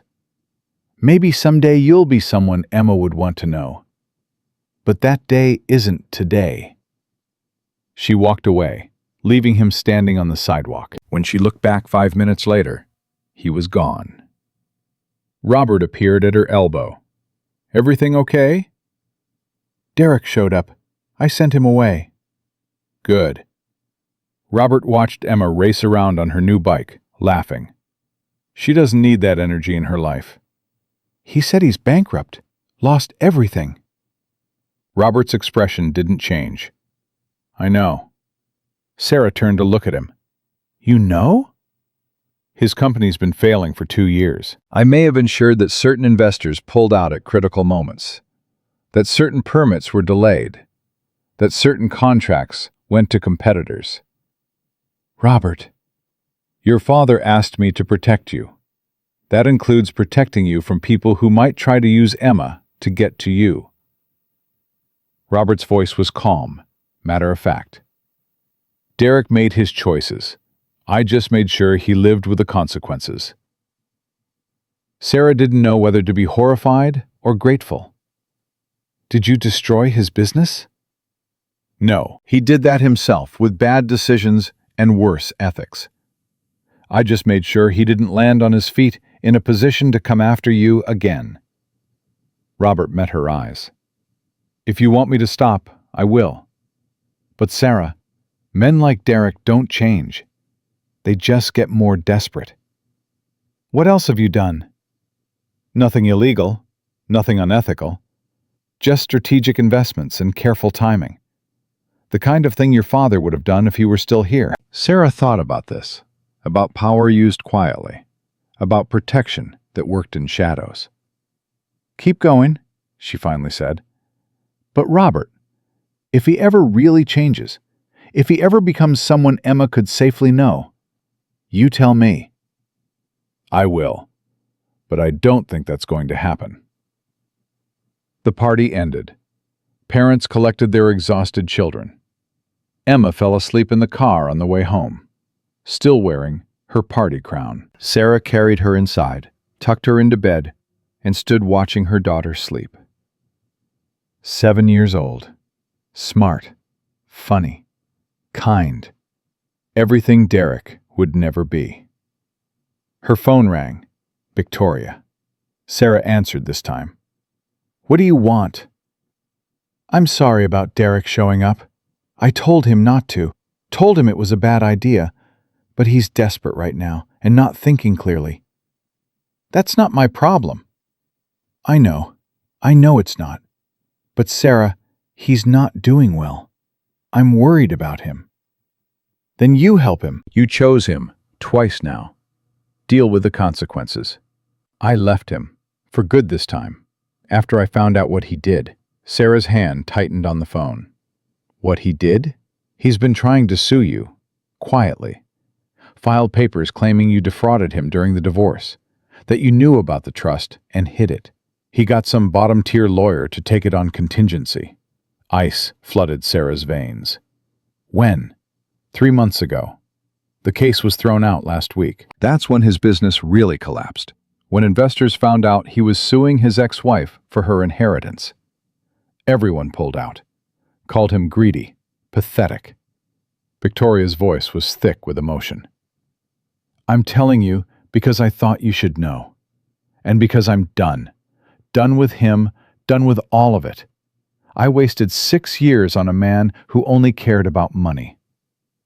Why are you telling me this? Because I'm sorry.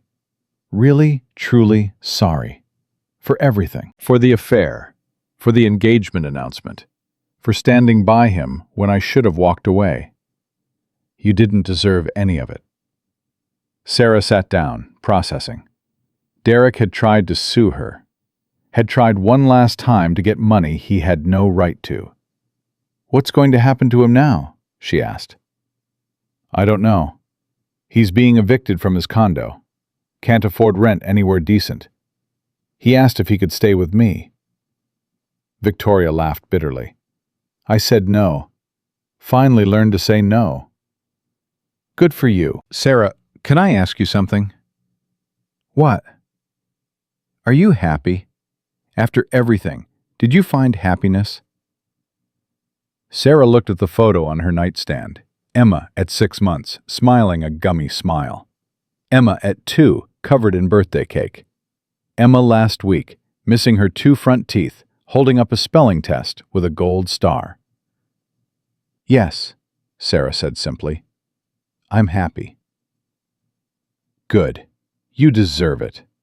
Victoria hung up. Sarah sat in the darkness of her living room, phone in hand, thinking about Derek, desperate and alone, and still unwilling to change, still looking for shortcuts, still trying to use people. Her father had been right. Character revealed itself in crisis. And Derek's character was rotten all the way through. The next morning, Sarah drove to the south side, to her father's old apartment building. It was being demolished next month, converted to luxury condos. Sarah had bought the building 2 years ago through an LLC, had relocated all the tenants to better housing, had made sure everyone landed on their feet. But she'd kept her father's unit untouched, a time capsule. She let herself in one last time. The apartment still smelled faintly of coffee and Old Spice, or maybe that was just her imagination. His furniture was gone, donated years ago, but the space still held memory. Sarah walked through the empty rooms, trailing her fingers along walls. Here was where he'd taught her to make pancakes. There was where they'd watched documentaries every Sunday night. In that corner, he'd assembled her first bike. In the bedroom, the closet held one last box. Sarah had found it during the initial cleaning, but couldn't bring herself to open it. Now felt like the time. Inside was more photos. Her father young and wealthy, before he became James Martinez. Her mother, beautiful and laughing, holding a baby Sarah. The two of them together, so clearly in love it hurt to see. And underneath, another envelope. Thick. Her name on the front. Sarah's hands shook as she opened it. "My dearest Sarah," the letter began. "If you're reading this, significant time has passed. You've met Robert. You know the truth. You've begun building the life I dreamed for you." Sarah sat on the floor, back against the wall, and read. "By now, you've faced challenges, probably betrayal. Maybe you've questioned whether keeping the money secret was the right choice. Maybe you've wondered if I made things harder by hiding the truth." It was like he was in the room with her, predicting her exact thoughts. "I want to tell you why I did what I did. Not just the trust, but all of it. The janitor's job, the small apartment, the life that looked like poverty to everyone else. I wanted you to see that happiness doesn't come from what you own. It comes from who you are. I could have raised you in mansions, given you every material thing. But you would have grown up thinking that's what mattered, that wealth equaled worth. Instead, I raised you to understand struggle, to appreciate what you earn, to value people for their character, not their bank accounts. And now that you have both perspectives, now that you've lived without money and with it, you know the truth. Money is a tool, nothing more. It can't make you happy, can't make people love you, can't give you purpose. But it can give you choices. It can give you freedom. It can give you power to help people who don't have choices. I hope you're using it wisely. I hope you're building something that matters. I hope you're showing Emma what I showed you, that how you treat people when you don't have to, that's who you really are." The next section made Sarah's breath catch. If someone has betrayed you, if someone has shown you that they only valued what they thought you could give them, don't waste energy on revenge. Don't spend your life trying to hurt people who've hurt you. Just build something so beautiful, so meaningful, so good, that their absence from it becomes its own punishment. The best revenge isn't revenge at all. It's living so well, so fully, so purposefully, that the people who abandoned you realize too late what they lost. Not your money, you, your strength, your character, your love. Sarah was crying now, tears dripping onto the paper. "I won't be there to meet my grandchildren. That's my biggest regret. But I'll be there in other ways, in the values you teach them, in the stories you tell about me, in the foundation that carries on my name and my purpose. Tell them about me, Sarah. Tell them I chose love over legacy. Tell them I worked hard because work has dignity, not shame. Tell them their mother is the strongest, kindest, most remarkable woman I've ever known. And tell them that being good, truly good, is the hardest work there is. But it's also the only work that matters. The letter ended simply. I'm so proud of you. I always was. I always will be. Love, Dad. Sarah sat in that empty apartment and cried until she had nothing left. Cried for her father, for the years without him, for Emma growing up without her grandfather's wisdom. Cried for the girl she'd been, married to Derek, thinking that was love. Cried for everything she'd lost and everything she'd gained. When the tears stopped, she felt cleansed, empty, but peaceful. Her phone rang. Emma's school. Ms. Martinez, this is Principal Cooper. Emma's fine, but there's been an incident. A man showed up claiming to be her father, asking to see her. We didn't let him near her, but we need you to come in. Sarah was in her car before the principal finished talking. At the school, Derek was in the office, arguing with security. I have a right to see my daughter. I'm her father. You're a name on a birth certificate, Sarah said from the doorway. That's where it ends. Derek spun around. Sarah, please, just 5 minutes. Let me talk to her. Let me explain. Explain what? That you abandoned her? That you only want her now because you think she's a ticket back to money? That's not true. Then why now? Why 6 years later? Why show up at her school making a scene? Sarah stepped closer, voice low and dangerous. You want to know what Emma knows about you? Nothing. She doesn't ask about you, doesn't wonder where you are. She has everything she needs without you. I'm her father. No, you're a sperm donor. Fathers show up. Fathers put in the work. Fathers love their kids more than they love themselves. Sarah pulled out her phone, showed Derek a photo. Emma with Robert, both of them laughing, covered in flour from baking cookies. That's her father figure. That's who teaches her to be brave and kind. That's who shows up. Derek looked at the photo, and something in his face crumbled. I want to be that. I want to do better. Sarah, please. I'm asking for a chance. You had chances. Hundreds of them. Every supervised visitation you skipped.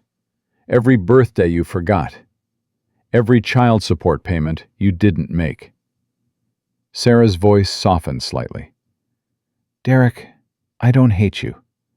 I don't think about you enough to hate you. But I also don't trust you. And I will not let you hurt my daughter the way you hurt me. Just let me meet her, one time. Then if she doesn't want to see me again, I'll accept it. Sarah considered this. Emma was getting older, would start asking questions eventually. Maybe it was better to let Derek meet her once. Let Emma see for herself that her father was just a flawed man, not some mysterious figure. Fine, Sarah said. One meeting, supervised, at my lawyer's office. And Derek, if you disappoint her, if you hurt her, if you do anything to make her feel less than cherished, you will never see her again. Are we clear? Crystal. Thank you, Sarah. Thank you. Don't thank me. Just show up.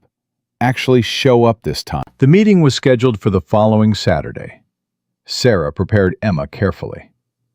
Baby, you know how some kids have a mommy and a daddy, and some kids have just a mommy or just a daddy?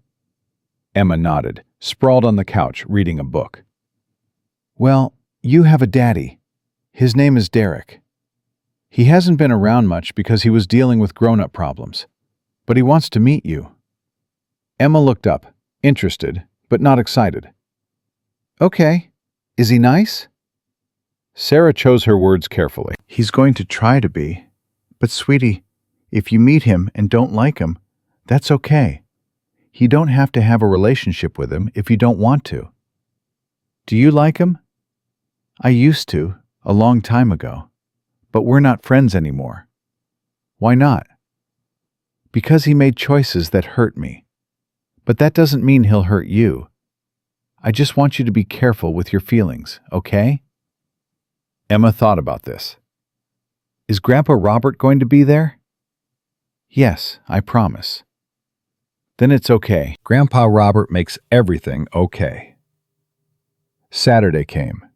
Derek was already at the lawyer's office when they arrived, sitting stiffly in a conference room. He'd dressed up, wearing a suit that looked new but cheap. Emma walked in holding Sarah's hand, looked at Derek with open curiosity. "Hi," she said simply. "Hi," Derek's voice cracked. "I'm Derek, your dad." I know. Mama told me. Emma climbed into a chair, swinging her legs. Why haven't I met you before? Direct, honest, just like her mother. Derek glanced at Sarah, who gave him nothing. This was his test, his moment to be truthful or lie. "Because I made mistakes," Derek said slowly. "Really big mistakes. I wasn't ready to be a dad when you were born, and instead of trying anyway, I ran away." Emma considered this. That wasn't very nice. "No, it wasn't.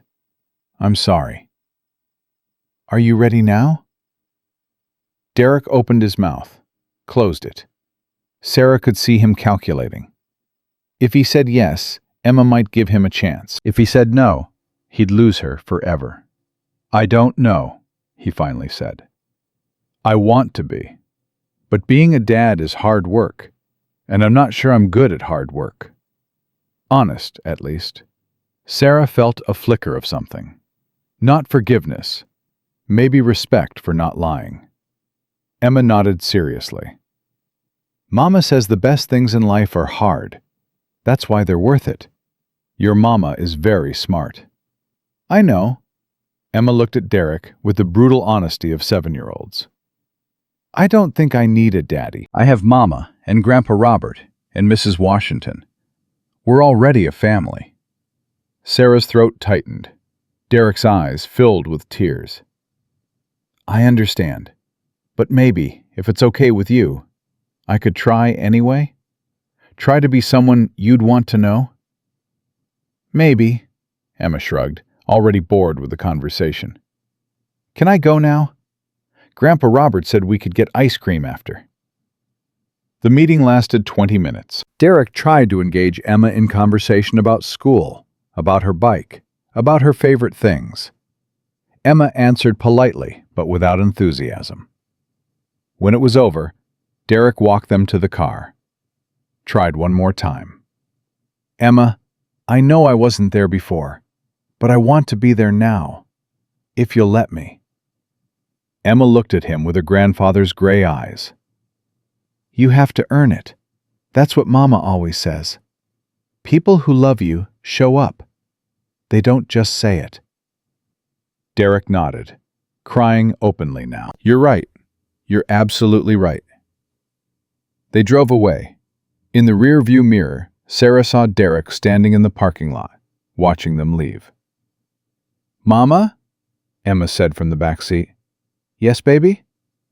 "I don't think he's going to show up." "Why do you say that?" "He seems sad. Really sad.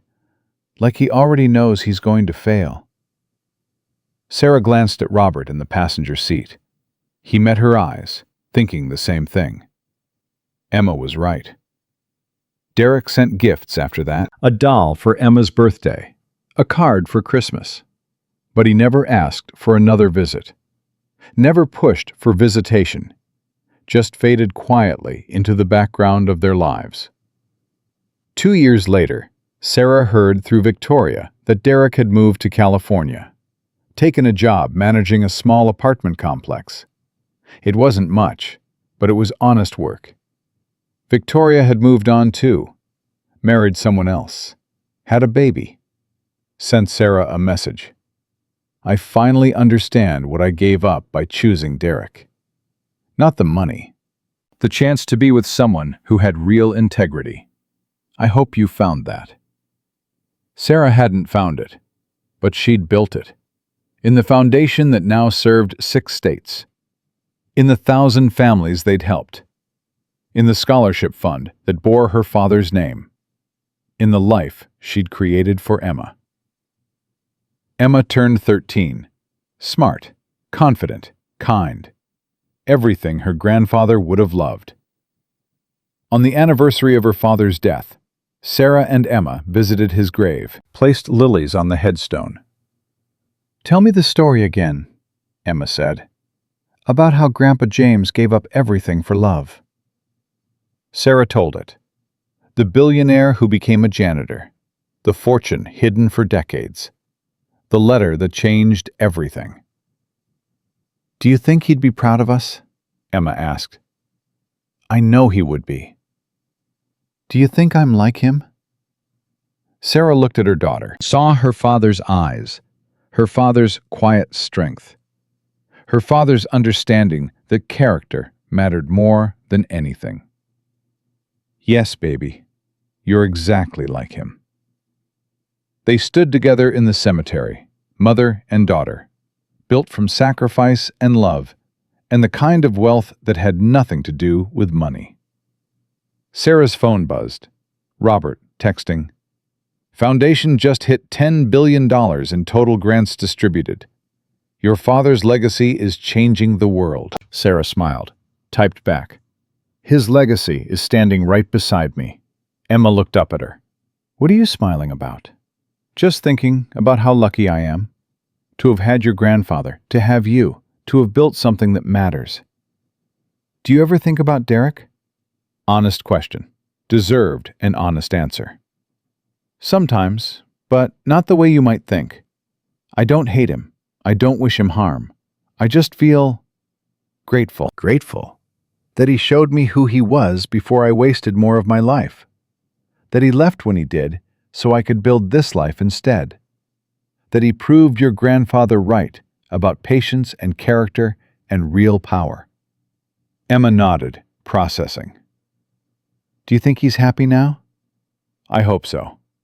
I hope he figured out that happiness comes from who you are, not what you have." They walked back to the car. Emma chattered about school, about her friends, about the debate tournament she'd won last week. Normal teenage things. Beautiful, mundane, perfect things. At home, Sarah opened her father's letter one more time. Read the words she'd memorized, but still needed to see. The best revenge isn't revenge at all. It's living so well, so fully, so purposefully, that the people who abandoned you realize too late what they lost. Derek had lost everything. His business, his reputation, his daughter, his chance at redemption. And Sarah had gained everything. Not the money, though that helped, but the knowledge that she'd survived the worst and built something beautiful from the ashes. She'd chosen patience over revenge, character over cruelty, purpose over pettiness, just like her father taught her. Emma appeared in the doorway. "Mama, Grandpa Robert is here. He brought Chinese food." Sarah tucked the letter away, stood up, went to join her real family, the one built from choice and love and showing up every single day. Derek was somewhere in California, probably still wondering what he'd lost. Sarah was here, surrounded by people who'd never left, knowing exactly what she'd gained. And that, she thought, as Emma laughed at something Robert said.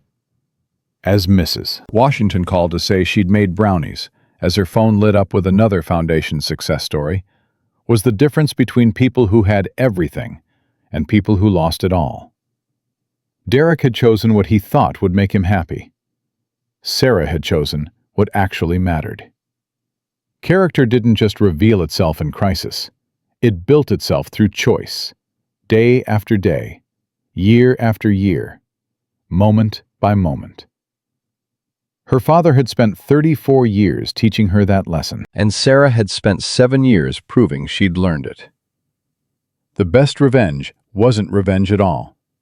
It was becoming someone your enemies couldn't imagine, building something they couldn't touch, and living so well They could only watch from a distance and wonder what might have been if they'd chosen differently. Sarah closed her father's letter one final time, put it back in its safe place, and went to have dinner with the people who'd earned their place in her life by simply showing up.